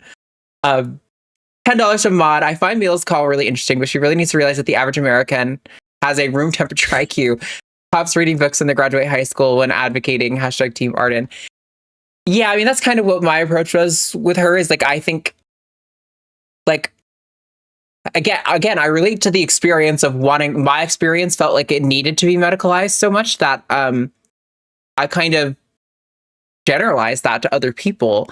And so I understand where she's coming from, especially since she's told us her story before. You know, we know that there's like even a more medical basis to like her experience. And so I get that, but I do think that just unfortunately it is not accessible to most people. And so using that as your basis for advocacy is going to go over most people's heads most of the time. Yeah, like if you want people to understand the science as you present it, like, okay, well, why don't you go study Bill Nye a bit? Because what you're about to do is become a full-time science communicator to... I realize that this is problematic for like a number of reasons, but that is funny, and I probably will say it. Room temperature IQ. You know, like you are dealing with people who are not on the same level as you. Like you're trying to play chess, and they only know the rules to checkers. And there's like, how long are you willing to sit there and hold their hand? Versus like, why don't you just start playing checkers with them? I think it's one of those really hard things because the right likes to play dirty, and I feel inclined to give it back to them a lot, but it's really hard to find insults that aren't rooted in some deeply problematic history that when I sit down and really think about it, I'm like, no, I completely agree. I don't want to use that word. But man, when I'm in the moment of a conversation, everything in my body is screaming to call them names. It is... I feel like, what is the point of insulting someone if they are not insulted? You know? Yes, exactly. Even if it's something that I don't think should be insulting. Like, I don't think having a small penis is that insulting, but you think I won't tell someone that they have tiny dick syndrome when they start trying to start a fight with the fucking cashier at the grocery store? Right. Like, oh, look at him and his tiny pee-pee. You know, like, sorry. Yeah, no, I get where you're coming from. Okay. I think this one's anyway, $5 from Zurith Moonpaw. #Team Arden, because I have a heart. True. Thanks. And then we got another 5 from Zurith. #Team Lux, because we need some light in the dark. Nice. $5 from Chris Mallard, host of the Atheist Morning Show. I wish I could vote for both, but going with #Team Arden this time. Sold my Tesla Model 3 Swastika car today. F Musk and Trump. Hey, nice. I hope you get an even cooler car that is even more not exploding randomly. Listen, one of those things where, again, I really have a hard time endorsing violence or vandalism, but also, like, no one's getting hurt. It feels like one of the best forms of activism, but I'm not going to recommend that anyone does that at all. But I'm just saying, for me, it's really satisfying when I see that shit happening. I'm like, couldn't have been me doing it, but you know, I'm happy to see it. I saw something that someone recommended, and I don't know if you've seen this, but on account of the stock crashing, how many of these acts of vandalism do you think are insurance fraud that Musk is paying for? You know, like is he hiring someone to torch the cars to get the insurance money because his company is failing? Like, I don't. We're at a level of conspiracyizing, but I think it's amusing to think about. I think I can understand why that's a possibility. I do think, however, Musk is just so genuinely hated by so many people that it seems like it's more likely to just be sincere That is what I wish. vitriol. Yeah. Yeah, I flip off every fucking Tesla I see, and I'm like, listen, you're probably a good person. I don't know you, but you deserve to feel mockery for this association. So, $4.99 from Louise Richardson. Oops, sorry, I didn't remember whose it was. Nope, me neither. We need to get rid of the word woke. It's meaningless now, except as a catchphrase for bigots. Yeah, I mean, I like taking back and undermining the effectiveness of their words in some sense, but I don't feel strongly about woke. I mean, I feel like woke is just, it's not even what it originally meant anymore. Like what woke means now is just so stupid that I just like, I kind of use it to reference, like, you know, that stupid collection of ideas that's not really coherent that the right complains about. That's like a shorthand for me saying that, basically. Yeah. I don't even know how much we need to be combating the term woke anymore, because they themselves keep like rapidly adopting and abandoning rhetorical devices. Yeah. Like they don't even say woke anymore. They say DEI now. And it all means the N-word. So like at a certain point, like they're just abstracting, and like it's almost like the Mott and Bailey, where like the term woke starts to get muddied a little bit and it's not as effective for them rhetorically, so they shift to something else. Like the TERFs, calling themselves TERFs and then deciding that they didn't like that anymore, and then deciding to go with gender critical, but then gender critical gets associated with bigotry and Nazism, and they're going to have to come up with something else and continuously retreat as their poisonous ideology is just represented by this phrase, but they're trying to get away from the fact of their poisonous ideology. Right. So yeah, I mean, like, why are we trying to get rid of the word woke if they're not even using it anymore? Yeah. Yeah, and Sapphic Hazard put in the chat, you know, it was like PC before that and a number of other things in between, and yeah. Yep. €5 from FMDJ says, in my humble opinion, any political party anywhere should stand strong for all of its populations in all of their glorious diversity. Wokeness is a tiny part of it. Shout out. Yeah, that's couldn't say it better myself. Right on. We got $10 from JW. We know the Dems will lose elections if they don't move moderate from polling. My trans niece says the wokest Republican being platformed instead of a typical trans person like them. Wait, what? My trans niece... Okay, yeah, okay. Maybe you can read this better. We know Democrats will lose elections if they don't move to a more moderate position according to polling data. My trans niece is saying that the wokest are being platformed right now instead of a typical trans person like them, and then don't bring us all down with you. Yeah, I mean, I think that thank you so much for giving us $10. This take is kind of delusional. Like, if you genuinely think that, oh my God, we're too woke or anything, like literally y'all just ran a campaign with this Black woman who did not say the word transgender even one time, like who did not talk about the plight of the African Americans in the country that she is like ostensibly cousins with them, broadly speaking, like, and then trying to say like, oh, only the wokest trans people are being platformed. By who? Yeah, like, that was what Caitlyn Jenner has like the biggest political platform of any trans person in this country right now. Crazy. Yeah, for real. I don't know where you live. It's not in my same country and time period that I live in currently. Yeah, absolutely not. It's so crazy. Like, the only reason I could think they could say that is because like people at the line are like pretty left and we have a YouTube channel, but guess what? That's not being platformed. This is a channel that was collectively built by many creators together. Like, we all contributed to this. Like, Riley Gaines being flown around by the Republican Party to testify and represent their position of like fragile white womanhood being destroyed by evil men. Like, that is what being platformed is.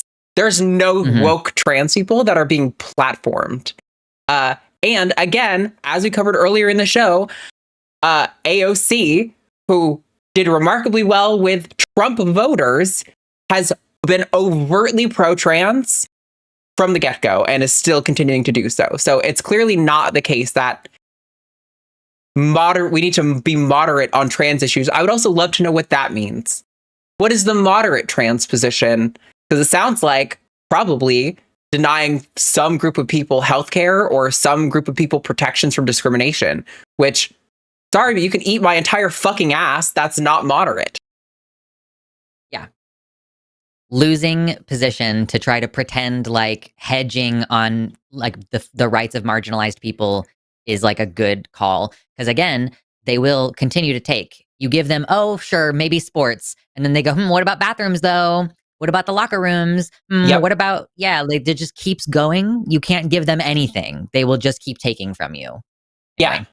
Yeah. A self-described moderate conservative trans woman was arrested in a Florida state capitol bathroom for protesting by simply washing her hands in the bathroom, not even using the restroom over the weekend or over the week. Mm-hmm. So, the notion that moderating is going to help is evidently not true. And the more progressive wings are repeatedly popular with constituents, but they're not favored by the like investing class that keeps the Democratic Party alive.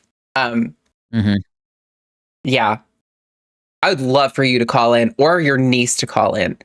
True. It would make me genuinely so happy to take that call. So $4.99 from 0K, a trans woman in Wisconsin, feeling relieved after this week. This show has been helping me weather the anxiety. Thank you all. Hashtag Team Arden. Yes, we got a win in Wisconsin over the Supreme Court race, which is another example of how dumping money into anti-queer, judges are not supposed to be politicians, but they are now. It's just a fact. Did nothing for them. They still lost by like over 10 points, despite how it was like 20 million or something that Elon put into that race. Yeah. It's clearly, moderating isn't clearly what's helping. Also, it didn't give me a vote. It was crazy to see the margin of that win. Like, that was the thing that I think was most surprising. It makes me feel vaguely positive things about the midterms. Are we ever going to have another free election again in this nation? I don't know. But it does make me feel a little bit better. Yeah. $10 from Jax Takabe. Thank you. Says this administration has already been so much worse than I thought it would be. Fucking same. Having TACIS every week makes it more bearable. Thank you. Hashtag Team Lux. Hashtag Team Non-Binary. Well, I'm glad that we make it easier for you. I'm trying, like, with my social media presence, I've started doing a weekly video where we cover the news, but then there's always call to action. And I always include at least a couple of good news things, because I think that a lot of us are getting bogged down. A lot of us are feeling overwhelmed and, kind of directionless. So, I'm really glad to hear that we're kind of helping assuage people's anxieties and hopefully helping point you in a direction where you feel like you can take meaningful action and, participate in the overall resistance. Yeah, I recently decided to start watching a Handmaid's Tale. Oh no. I've been thinking about it. I haven't ever watched it. I've been thinking about it though. I watched like a few episodes like years and years ago when it first came out, but short of them basically doing that, which legitimately unironically aligns with so many of their stated policy positions, especially from Project 2025. Like, totally. It's scary to watch and hear them say their motivations for things and be like, I literally heard a politician say that like a week ago. But also I think it's important to point out that, like, you guys know I'm a huge Chappell Roan fan. She's one of the biggest pop stars of the last year, overtly pro-queer. Like, almost all of her songs are about lesbian sex. She's very pro-trans. Like, it's going to be really hard to put that genie back in the bottle without them going full Russia on us. And I do think that even a lot of the Republican sort of voters, as much as they might think they want that, they actually started living it. I don't think they would be following that tune quite so closely. So Yeah, I mean, I'm largely hopeful actually, but I also oscillate and have my days of just complete despair. So, we are complex creatures. It's true. Star Wars Andor. I'm going to recommend it again. I think that it is very inspiring politically in this current moment. Interesting. I haven't watched it yet, so I'll have to give it a check. Season 1, 12 episodes. Season 2 is going to start here soon, but season 1 just on its own, very much big fan. Cool. Yeah, no, that's great. $5 from Paige McLaughlin. Dems should heed MLK when he says a human who doesn't stand for something will fall for anything. True. I mean, isn't there a country song that takes that quote? Like, you don't stand for something. I don't know. Yeah, well, there's a couple of songs for it, but I mean, that's kind of what was my objection to Jen Cougar was earlier. Also, I realized I said his name wrong, and you put his correct pronunciation in chat. It's the so many people say the CH version, but the J one, I'm pretty sure, is the correct one, right? I'm sure that it's like, I think that it's actually a hybrid consonant, but it's just like as an English speaker, you kind of just have to go one or the other. Yeah. That's my objection to Jenk, is that it seems like he has no values and they just kind of flow where it's convenient for him.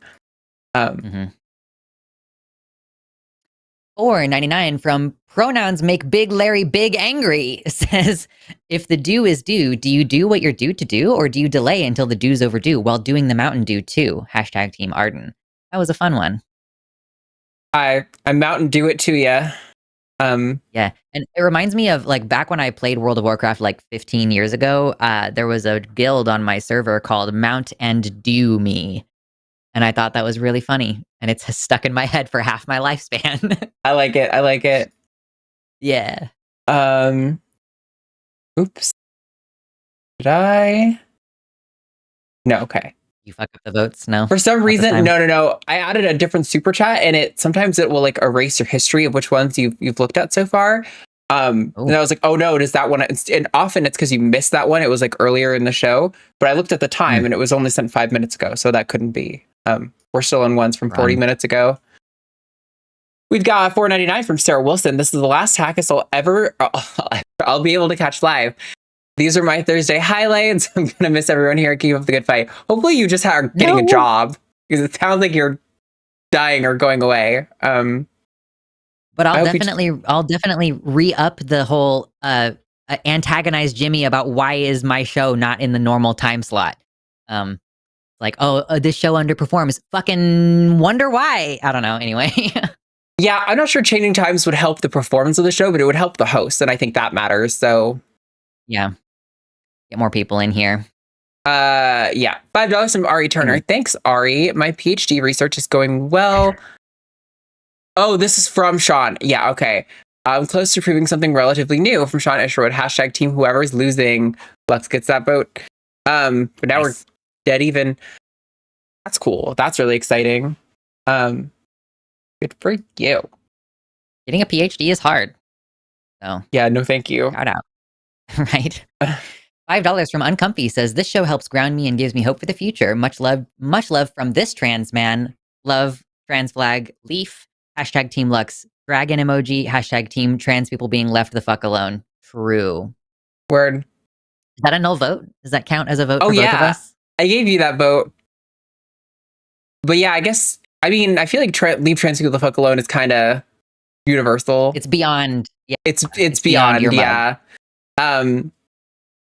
Good. Yes. Glad the show helps. We've got $10 from Domestic. Thank you for being here. # Team Luxander. Nice. $5 from Haley Geringer says, I believe that Lux has lost at least 4 votes in a row, and I, for one, won't stand for it. # Team Lux, # go fuck yourself, Jimmy. Well, as it stands right now, it looks like I'm about to get crushed. So I think David Haxor did like a bunch. Yeah, he did his thing. He did his thing. $5 from Jax Takabe. Or oh wait, no. Oh yeah, that's me. Iowa removed gender identity discrimination protection in February. Living in a red state is harsh, as Arden knows, and why Lux moved. # Team Lux. Yeah. Mm-hmm. One of those things where like part of me really wants to stay, because like I like Texas. I like Austin and I like the weather. It's just, yeah, it's like I'm so privileged that I'm like, part of me thinks I ought to stay. Like I should stay as long as I can feasibly stand it to, you know, try to help the people who can't leave. But also, it's hard to really judge people for being like, I kind of want to live somewhere where the background in my mind isn't always, am I going to be arrested for existing in public life as who I am? So yeah, it's stressful. It does make a difference. Like it does. It's not like perfect because you still see all the federal shit, and you're like, hopefully the National Guard doesn't get sent in or something crazy. Yeah. But yeah, it does make a big difference once you are in a place where you're like relatively safe. And I'm like, I know that I have access to healthcare and other things. Like living in a blue state gives you other benefits aside from just strictly not being discriminated against. Like there's better, more robust public services and expanded Medicaid access and things like that. But yeah, it's a tough decision, and you can't like tell anybody what they're supposed to do because it's like, what can you afford? We need people on this railroad everywhere, every step along the way, you know? Yeah, that's true too. I've thought about that. Like, oh, maybe like this is like a good place to be for like helping people get out and stuff. But I also saw somebody complain recently that they were like, oh, Minnesota's great, but the taxes are so high. I'm like, yeah, but it's because you're paying for like actually good quality public services. Whereas how much do I have to pay for my healthcare premiums here in Texas? Because we have garbage healthcare that doesn't cover jack shit. It's awful. Like, I would gladly pay slightly higher taxes to have accessible healthcare that actually accomplishes fucking something.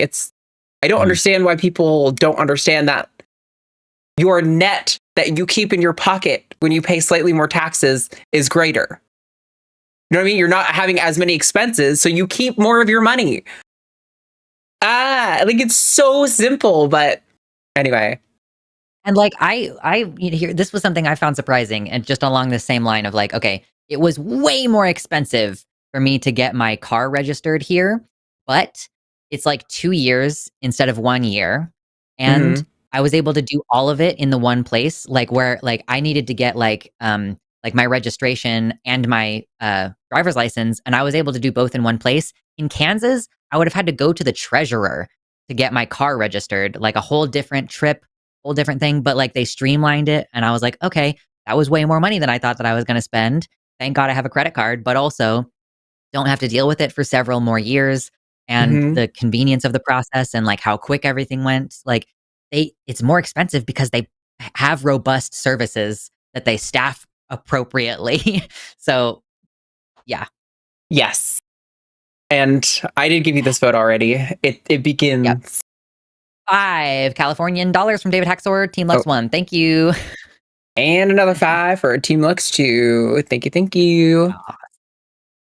Then we got that one. $4.99. Jamnik06 says hashtag Team Mitternacht. Thank you. He decided to leave. I picked him up and he got annoyed. He's probably in my bedroom now. He was like, fucking bye.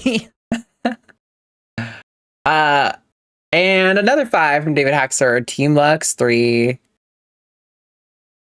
So it begins the never-ending flow. Right. It's going to be fascinating to see you catch up and still win later. $5 from Zurith Moonpaw. Thank you.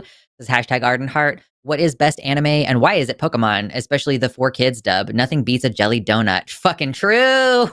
Okay. I can't deny that them calling those things jelly donuts did always make me think. I was like, I want a square powdered jelly donut. Where are those? Why can't I never find them? Because that's not what they are. That doesn't exist. It's like a rice cake or something. Yeah, or I think it's like one of those bean paste. Oh yeah. Things. But it might be like a rice is like the outer shell. I'm not entirely sure. I would not say Pokemon is the best anime. I love Pokemon, but I think that's a hard question. Full Metal Alchemist Brotherhood used to be my favorite. That's what I was gonna say. It's it's pretty good. Oh, nice. I see. Even the little bit that I could see, I got what it was. Yeah. Yeah. Onigiri, yeah, that's what they're called. Thank you, Sarah. Yeah, I think FMA Brotherhood's pretty good. I mean, there's definitely something I'm thinking of that's not hitting me right now. I liked and watched like Naruto and Dragon Ball and all those things, but I'm not going to sit here and pretend they're good anime. Like, it's pure nostalgia is the reason I like those. Like, they're all like pretty misogynistic. Like, the female characters are not really relevant in the story at all, aside of being like the wife and baby maker of the protagonist. And but I like watching fight scenes and animation. It's so satisfying to me to watch like characters like flying around a screen and like cool like effect explosions on the screen. Like, oh man, I'm like, I wanna animate that so bad. One Punch. Just gotta get to shout out to the One Punch Man. Season 1, not so much season 2. I didn't watch a whole lot of One Punch Man, but I feel like I'm missing out. It's only like 6 episodes in the first season. Like, it would be super quick to just get right through it. Yeah, I should do that then. I always loved the Digimon anime. Vastly outclasses the Pokemon anime. I gotta say, actual stakes. Yeah. Your character goes from being cool, badass fighter back to being cute. They can talk, and they are like, through the powers of the universe, designed to be your perfect best friend. I don't know. It's hard to beat that for me. I always loved Digimon as an anime. Pokemon games are inarguably better, but Digimon as the anime, way superior. There. $10 from Ari Turner says, I love how long we stayed on that. For real? $10 from Ari Turner says, I want to see all of these old fuckers in Congress even try to wear fursuits for 24 hours. Can you imagine Marjorie Taylor Greene? There are furries who die after about 3 to 6 hours in one, even a partial. #Team Lux. Yo, so the Renaissance Festival in Kansas, like the Kansas City Renaissance Festival, happens in like September and October. It's really fucking hot, and people come out there with their fur, and I'm like, what? Are you okay? Like, even just the gloves and the helmet, I'm like, I would die. Your dedication to this is crazy to me. Yeah, that's wild. Especially because I feel like there's already so much fun dress up stuff going on at those kinds of events. So I'm like, but anyway, yeah. Comic-Con only happens twice a year or whatever. So they're like, I need more opportunities to wear the fursuit. If you paid for it, you might as well wear it. Yeah, especially with how expensive those things can be. It's also, I think, the reason I thought that one was so funny was just because they introduced, I think it was in Texas recently, a bill saying that like non-human behavior in schools is against the law. Not allowed. Yeah. Which is so funny because there's nothing that a person could do that could be described as non-human behavior. Like, just logically, it's an incoherent thing to say non-human behavior, right? Like, even if you're pretending to act like an animal, like, you're still a human. Like, it's nonsensical. Yeah. Anyway. Anyhoozle. Another 5 from Zoreth. #Team Lux. Elemental superpowers or LGBTQIA themed mech suit. Fascinating dichotomy. I mean, I would say elemental superpowers just because I think that I like the idea of the sort of transhumanism that is involved in that. And like that your power is with you wherever you go and requires no maintenance. Whereas, okay, now I have this fucking machine that I either have to pay someone to do the mechanics on, or I have to now become like a structural engineer who understands all these things. Like, that would be so much work.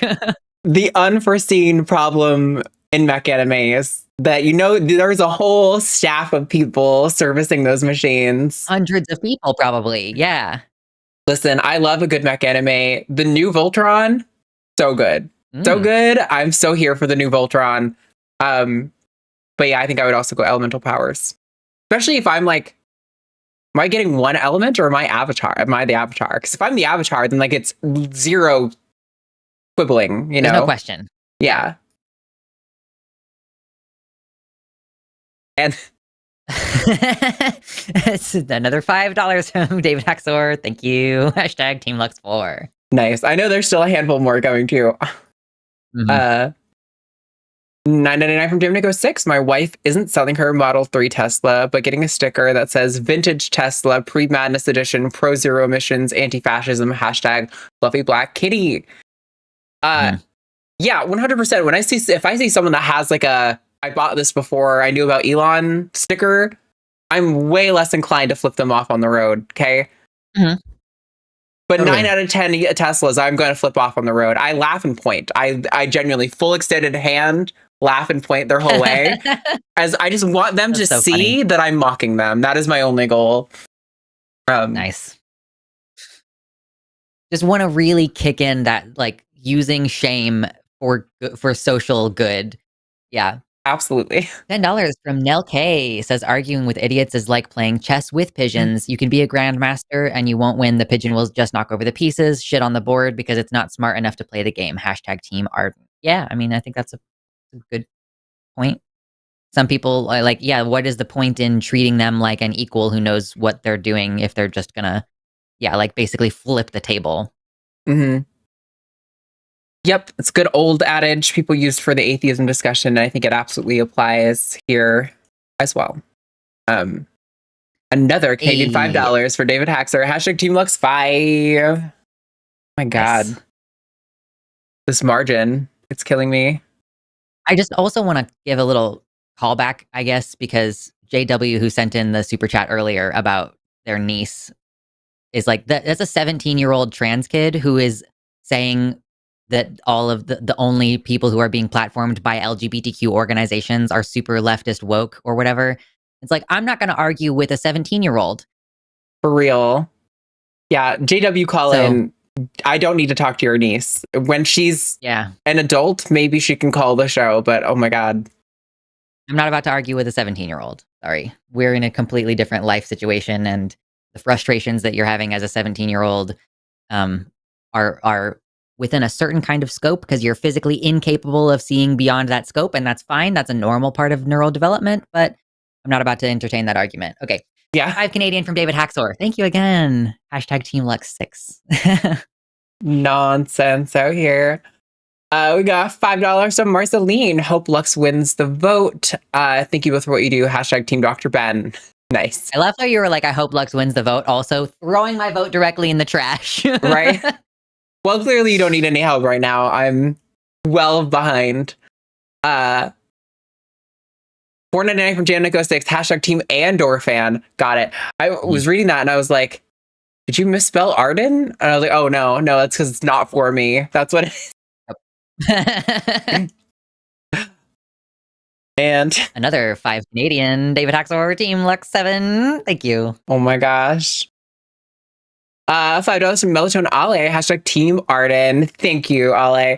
Totally forgot today was tax day, so I'm late to the party. Thanks for showing up. Always showing up. Always makes my week better. Thank you for showing up. I appreciate your support, genuinely. Hell yeah. $10 from Razor Sharp says, missed the first half, still love y'all. Hashtag Team Arden. I love y'all. Donating even though you missed most of the show. For real. That's how you know they're real supporters, because they're like, I don't even need the content. I just appreciate you guys. Mm-hmm. And we got $5 from Mr. Boricua 10. Great show. Started and ended with two good people. The middle got hashtag Lux and Arden a bit spicy. Keep on. Also, Hakeem Jeffries can bugger off. I know. Isn't he that's a vote for Lux, by the way. It's frustrating because I like really want to get behind him. Like, you know, it's nice to see like Black people and people of color having leadership positions in the Democratic Party. But it's like you are still a service to the same structures that we're trying to like dismantle. And so you're basically useless to us and to like the fight that we're trying to do here. And yeah, I just like, you know, the Wisdom of Peterson generator, it's that website where it'll shoot out a string of words that are meant to sound like Jordan Peterson said it, but they're always intended to be incoherent. If that was like focus tested Democratic Party stuff, that's what Hakeem Jeffries feels like to me. I'm like, it's just like an AI generated Democrat.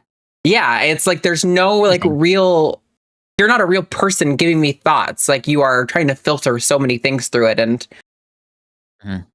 it's very evident. Shout out Cory Booker though. Word. It was good. £5 from Jessica says, Digimon, digital monsters, Digimon are the champions. I don't know any of the rest of the song though, so I can't sing it. So. Into digital yeah. When I was little, I used to. This is so funny. Genuinely, for many years of my life, I thought the song was Digimon Garlic Champion. Okay. I don't know why my stupid little child brain could not figure that out. But it took until I was a little bit older and I was singing it around my father for him to be like, what did you just say? Garlic champions? You know that's not what the words are, right? My dad is a jerk, but I needed to be made fun of for that one. I still laugh, but I'm like, oh my God, I can't believe I actually said that. That's pretty funny. 499 from John Urich, thank you, says, I fully agree with Arden about mocking Teslas. Hashtag Team Lux. Yeah. Hell yeah. I don't like point. I don't point at anyone while I'm driving for the same reason that I don't flip anyone off while I'm driving, which is that I don't have my concealed carry license yet. So we don't want to piss off people who might be insane. Matt is very bold about flipping people off when he's driving, and I'm always like, makes me so afraid. I'm like, we live in Texas, right? You know we live in Texas. They almost certainly have a gun in their vehicle. Yes. And of course, another 5 from David Haxer. Hashtag Team Arden 8. Thank you. Okay. That's confusing. I would love to see the other 7 votes for me there. Totally. But thanks. Oh shit. $5 from Domestic says, hashtag Team Arden, also eyebrow emoji. I can only do it one way. I gotta practice so that I can do it the other way too. My eyebrows are, one of them is raised, it's this one, I guess, all the time, no matter what expression I make. I can't, I have to try to make them not like that.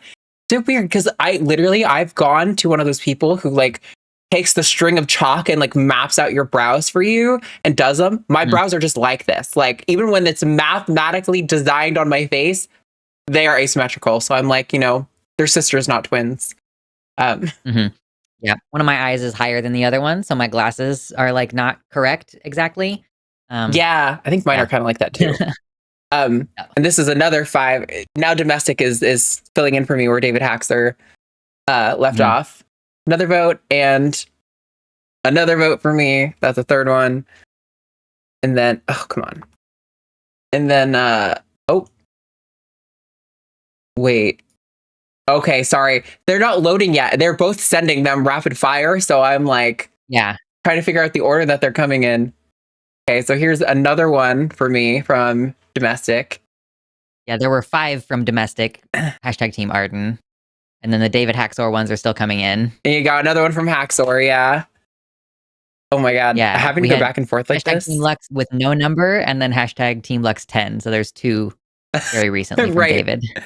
And there's another one. That one's from Domestic for me. And oh my God. Can I keep up with it? 17. And then that's another one for you. It's 26. That's the Team Lux 10. And then there's another one from each of them still. Oh my God. This got me sweating, you guys. Race. Yeah. The amount of like triple tasking I have to do. Okay. That's 27 for you. And then there's, oh nice. And then they each just sent another one. Thank you guys so much. I mean, hey, it's great. I appreciate it. We both get paid. Yeah, for real. I mean, this so. I'm like, okay. Should I stall and keep talking longer so that you guys have more time to call your bank and let them know that the multiple transactions aren't fraud and that you do, in fact, want to keep sending money to us? It's not going to end. I know. There's another one for you from David Haxer and another one for me from Domestic. Oh my God. We got to 20. This is amazing. Yeah. And then Team Lux 13 from David Haxer. We're going to get to 30. Oh my God. It's been a while since we got that far. If I get to 31, then that will match the number of years that I am old. That would be a really good place for us. I mean, know what? No, shut up, Arden. You guys want to keep giving us money? Not fine. Be a good place to stop, I'll stay here. $5 from Ari Turner. Hashtag Team Arden. I think David Haxer is just using the numbers to keep track of how many times they donate in total. Although he was very Probably. insistent on getting to Ben 10, and he sent Ben 10 to like several other shows throughout the week. So I do think that was relevant to him in some capacity. Mm-hmm. Feel free to clarify, David Haxer, since you're sending in all these super chats anyway. And another. Yeah. This is a fun way to end the show. This know is a that fun this way is to like end the show. gassing up our egos, right? Like, Oh, it's good. massively. Yeah. Oh, never My make it eyeball. sure. They aren't duping? Oh, They aren't are. duping, like Right. duplicating or whatever. Yeah, I got you. Another one from domestic. I mean, I can show you guys my screen so you can see, and you can scroll up on the chat and just see them. They're just everywhere. They are everywhere. I mean, oh my god, I don't even know what to say or what to do. There's another one identical from domestic. You guys can't see it change. It's so annoying that it doesn't do a change animation when it's the same person and same message. Mm-hmm. But there is another one in there. Oh my god, you guys. Oh my god. Do you just see the wall? There's like 5 with I know. no messages in between. Oh, jeez. 5 from Melatonin Ali. Melatonin Hashtag- Ali. You got it. You got it. Go for it. Team Arden, just to say, I'm so jealous of your eyebrows, and I flipped off the Tesla Gigafactory on my way to the Ren Fair. Ooh, what a great sentence. I love that. I know. Every part of that I'm here for. Thank you. I love when people compliment my brows because I'm always like, they're asymmetrical. I hate them so much. And then somebody's like, oh my god, I love your brows. And I'm like, especially when it's like a random woman, like if I'm like at a restaurant and like the waitress says it, which has happened a handful of times, I'm like, I just want you to know that we're married now. Like, I'm pretty sure we're in love because of that compliment. Totally. David Haxor keeps it going. Hey, 31. Hey, I did it. Yay. $5 Yes. from Fragged Locust on eyebrows might have to do with dominant eye side. Oh, underdeveloped muscles and all. Oh, that makes sense. Especially because, well, this is my dominant eye, and I think this is the brow that's usually higher. My dad made me go hunting a lot as a kid, so I've shot many guns. Like, is all the scoping in, all the years of scoping in, is that what did it? Maybe. Yeah. Yeah, I used to be mine such a is good the way shot. that it is because that's the one that I practiced with. Like I had to, when I was a kid, I would like move my face and feel where the muscles were. And I just, once I got one, I was like, that's good enough. I don't need to do the other one. Right. And then, nice. Thank you, Razor Sharp. I don't know. I'm creeping back Chaos. up on you now. True. Yeah. I was like, that was too much of a deficit for you to overcome. Okay, I give. Hashtag Team Arden. I think this is domestic being like, I kind of was hoping to tap out. I don't have a lot of money left to give, but It's begrudgingly. like an auction right now. David Haxor is like, just keeps raising the little thing. Like me every Yeah. time. Hashtag Another Team one Lux for you. 16. Jesus, thank you. That's very generous. Thank you, by the way. Like, as fun as it is, just want to recognize y'all are spending money on us and we appreciate it. Yeah, for real. I'm also seeing that the poll currently Congress must wear fursuits is winning, but it's pretty close. It's 35, 32, 33. So there could be an upset. That is very close. Yeah. So just in case the super chats, I was gonna say they stop coming in as another one comes in. Once we hit like one and it's been like a minute, I'll probably give it like 2 minutes after that. So that way we'll have like a little bit of a window. So I'm not just totally cutting you guys off. If you accidentally send it, it doesn't go through. But I imagine there's no way your banks aren't like sending you notifications being like, is this you right now? Because I can't hardly do anything without my bank being like, is this you for real? I guess, rather have that than not, but still, like, I'm making the purchase, okay? You didn't even tell me the one time that somebody lifted my information and bought a bunch of shit from Victoria's Secret, so. Oh my god. Yeah. 5 from Ari Turner. Arden, if it helps, my smile's uneven, and it means that one eye closes more than the other. I always look crazy in pictures. Team Fluffy Void Kitty. Yeah, I am very squinty when I smile, and it's actually a thing that all like the women in my family have. We used to joke that we're like, whenever we smile, I think actually we made a mug for my mom one year that was like all of our squinty eyes and our smiles together because we all do the same thing. I think got like cheekbones, I guess. I don't know. And there's And $5 from Ari Turner, hashtag Team Lux. right. Are you guys gonna stop now? Yeah, I know. I'm like, I think I'm gonna start the timer now. At So least get it ready. if it hits 4:46 and there's no supers, we're gonna call it there. So I like to go to time.is. It gives me that like down to the second kind of timing. But somebody said not so much with Apple Pay, really, because I think my Apple Pay is tied to like my card or like my bank or whatever, so it still goes to the same checks. But I actually lost my credit card this weekend. Oop, Ari Turner sent one. Oh, that sucks. Yeah, I put it in my pocket to go buy food at the convention, and when I got up to the counter, it was gone, and I retraced my steps and couldn't find it. Put in a request at the front if they could find it, and then I was like, you know what? I'm just going to cancel it because not worth. And like Tap doesn't require any kind of like, verification or anything. So I'm like, somebody could literally just go grab this and buy the most expensive animal here and be like, haha. So I canceled it right away. But all right, I guess I'll reset the timer to like 47. We got, oh no, there's another one. Team Chaos. There was Ari said, and another hashtag Team Mitternacht, and then another David Haxor, hashtag Team Chaos. I feel like Team Chaos is not a vote. Yeah. Unless you're insinuating that anarchy is chaos, in which case, fuck you. But also, haha, that would be a vote for me. So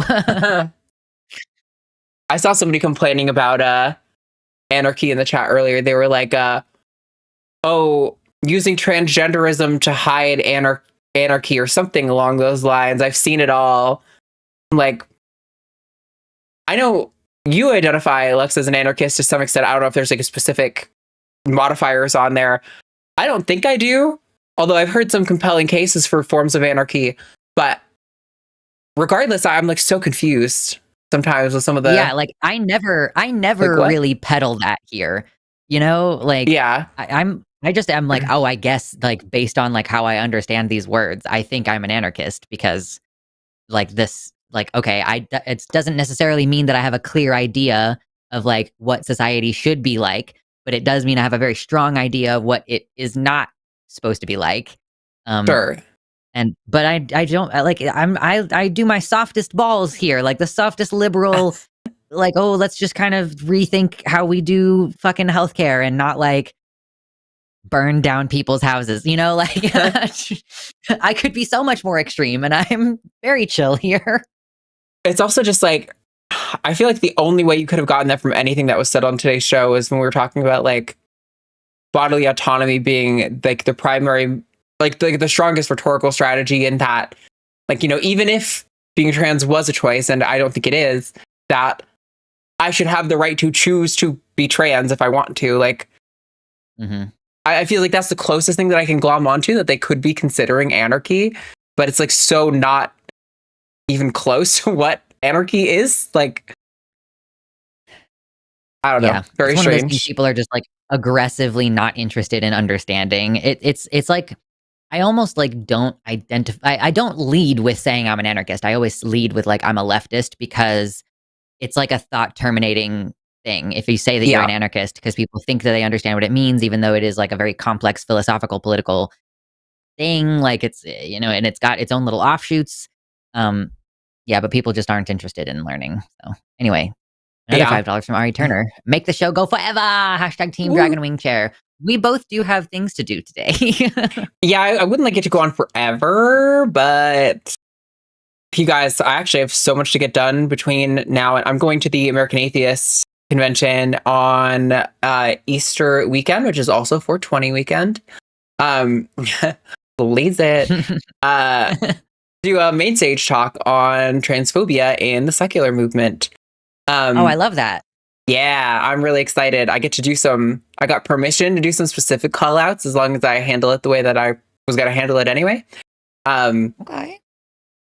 Yeah, so I'm super excited, but I have so much line stuff to do on top of also writing I've got most of the outline done, but there's like specific citations and wanting to make sure, like, I really want to try to not do too much of like the science and the academia with everyone, but I still have so much to write. So what's worse is I'm the kind of person where if I write a full script, I can't stick to it, but I have to write a full script and then bring bullet points to the table, and then I can like remember my whole script in my head. But if I try to do a script, I get distracted and then I can't find my place and I just sit there and stutter and like miss important things. So it's so annoying. I have to write a whole script and then make bullet points based on that script to remember the script. It's like ADHD brain, man. It is so annoying. A little bit more authentic if you're riffing off of it too. Like, I'm not trying to stick to my script because I want to. My inflection is different and stuff when I'm reading out of a script. Yeah, it's a challenge. Public speaking. Oh my god. You thought you were free. # Team Arden. Thank you, Ari Turner, for another $5 donation. And we got 5 from Mira G. # Team Snack Mom. I was actually thinking of grabbing Citrine in that one, but she just ate yesterday. I probably could pull her out, but it's like a little too soon. You know, they have slow digestive tracts, so I try not to handle them within 24 hours of eating because they're more likely to get a regurgitation, and it's just a cascade of problems. So then you're wasting money. Yeah, I mean, luckily we breed all of our own rodents, so it's most of the financial thing is covered, but it is a waste of like that could have gone to someone who wasn't going to throw it up. But Yama says you got to mention Dawkins. Fucking right, I am.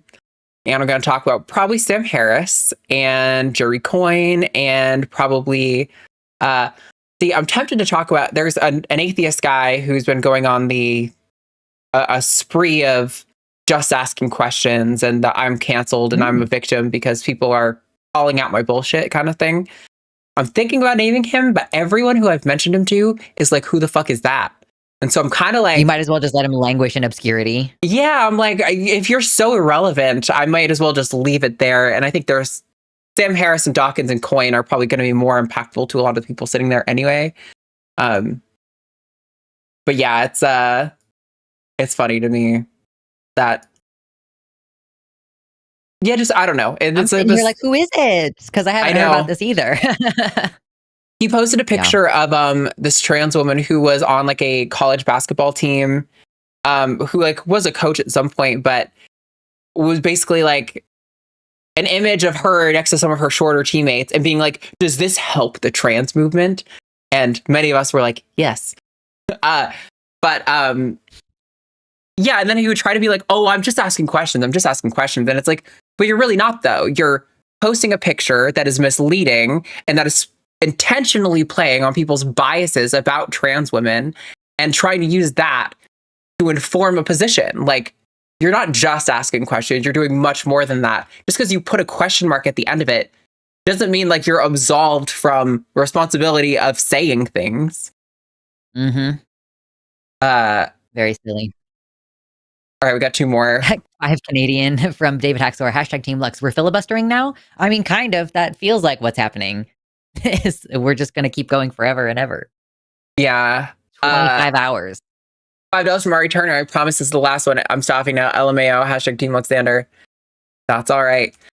I actually thought about getting the audience involved in the talk to some degree. I had made like a Google Doc and stuff and was thinking like, oh, it'd be cool if maybe you guys could go through, and I left it to like notes only. And then you could like highlight a section that you have like a resource for or something. And then like have a separate like Google Drive or Google like Sheets file or something where you can like put those links to resources and stuff. I might still do that. But I was undecided on it. Yeah, but I'm excited. Maybe it's like cool. On the patron only Discord or something, you know, get people a little exclusivity. Yeah, that could be cool. The main thing I really need help on is I don't think I need to have a PowerPoint, but I do think most of the main stage presenters do, and it's helpful. And so I was like, having some screenshots or examples on hand or like clips of like when certain people said certain things could be really useful. So I'm trying to also break it down into like, keep my eye on the clock. Okay, we're pretty close to calling it. I'm trying to keep it pretty close to like I want to stay in like categories. Like I don't want to just address Doc and said this, and that. I want to be like, oh, here's a category of arguments that are common. Here's where some of our thought leaders in the secular movement have used those points and why they're wrong or why their argument was wrong or whatever. But all right, I think we have reached the threshold. Okay, 30 seconds into the 54-minute mark. We are free. Oh my God. And Lux beat me, which was so obvious that it beat me from like, what, like 25 minutes ago? But hey. It was crazy though. That was fun. Thank you guys. That was really entertaining. So let me get this all back up. We'll bring us here. And then I have to set up the little thingy-mabob. I love thingy-mabobs. Same. I got like 20. They're right next to my whatchamajig. And then the topic, which one won? Is it the fursuits? I think it's fursuits, yeah. Yeah, it's still winning by even more now. Yeah, even more now. Congress must wear fursuits for 24 hours. Okay, I am ready, chat. Let's go. Let's do this thing. Charging up the clock in 3, 2, 1. All right, listen. We have a problem with our representatives in Congress, right? So often they are so out of touch with what everyday Americans are feeling. And there's been some recent evidence from some new judicial approaches that using shame punishments that are less punitive than incarceral ones is actually more effective at preventing recidivism. And, you know, we all know that basically everything everyone in Congress does feels like all criminal. So I'm proposing a new punishment. Every member of Congress must, on a completely separate day, they can't overlap, wear a fursuit to Congress for a full 24 hours. They have to be on the House floor, debating their policies and, you know, articulating their positions on the House floor in a full fursuit. I think this is going to effectively prevent them from being big fucking dipshits. Because, let's be honest, they're being big fucking dipshits constantly. And I'm goddamn tired of it. And I think if they just spent a few minutes feeling a little... And by the way, there's nothing humiliating about being in a fursuit. Being in a fursuit is so uwu valid. And honestly, they're really cool and pretty and how they're made and all that stuff. But, you know, they're going to be humiliated by it.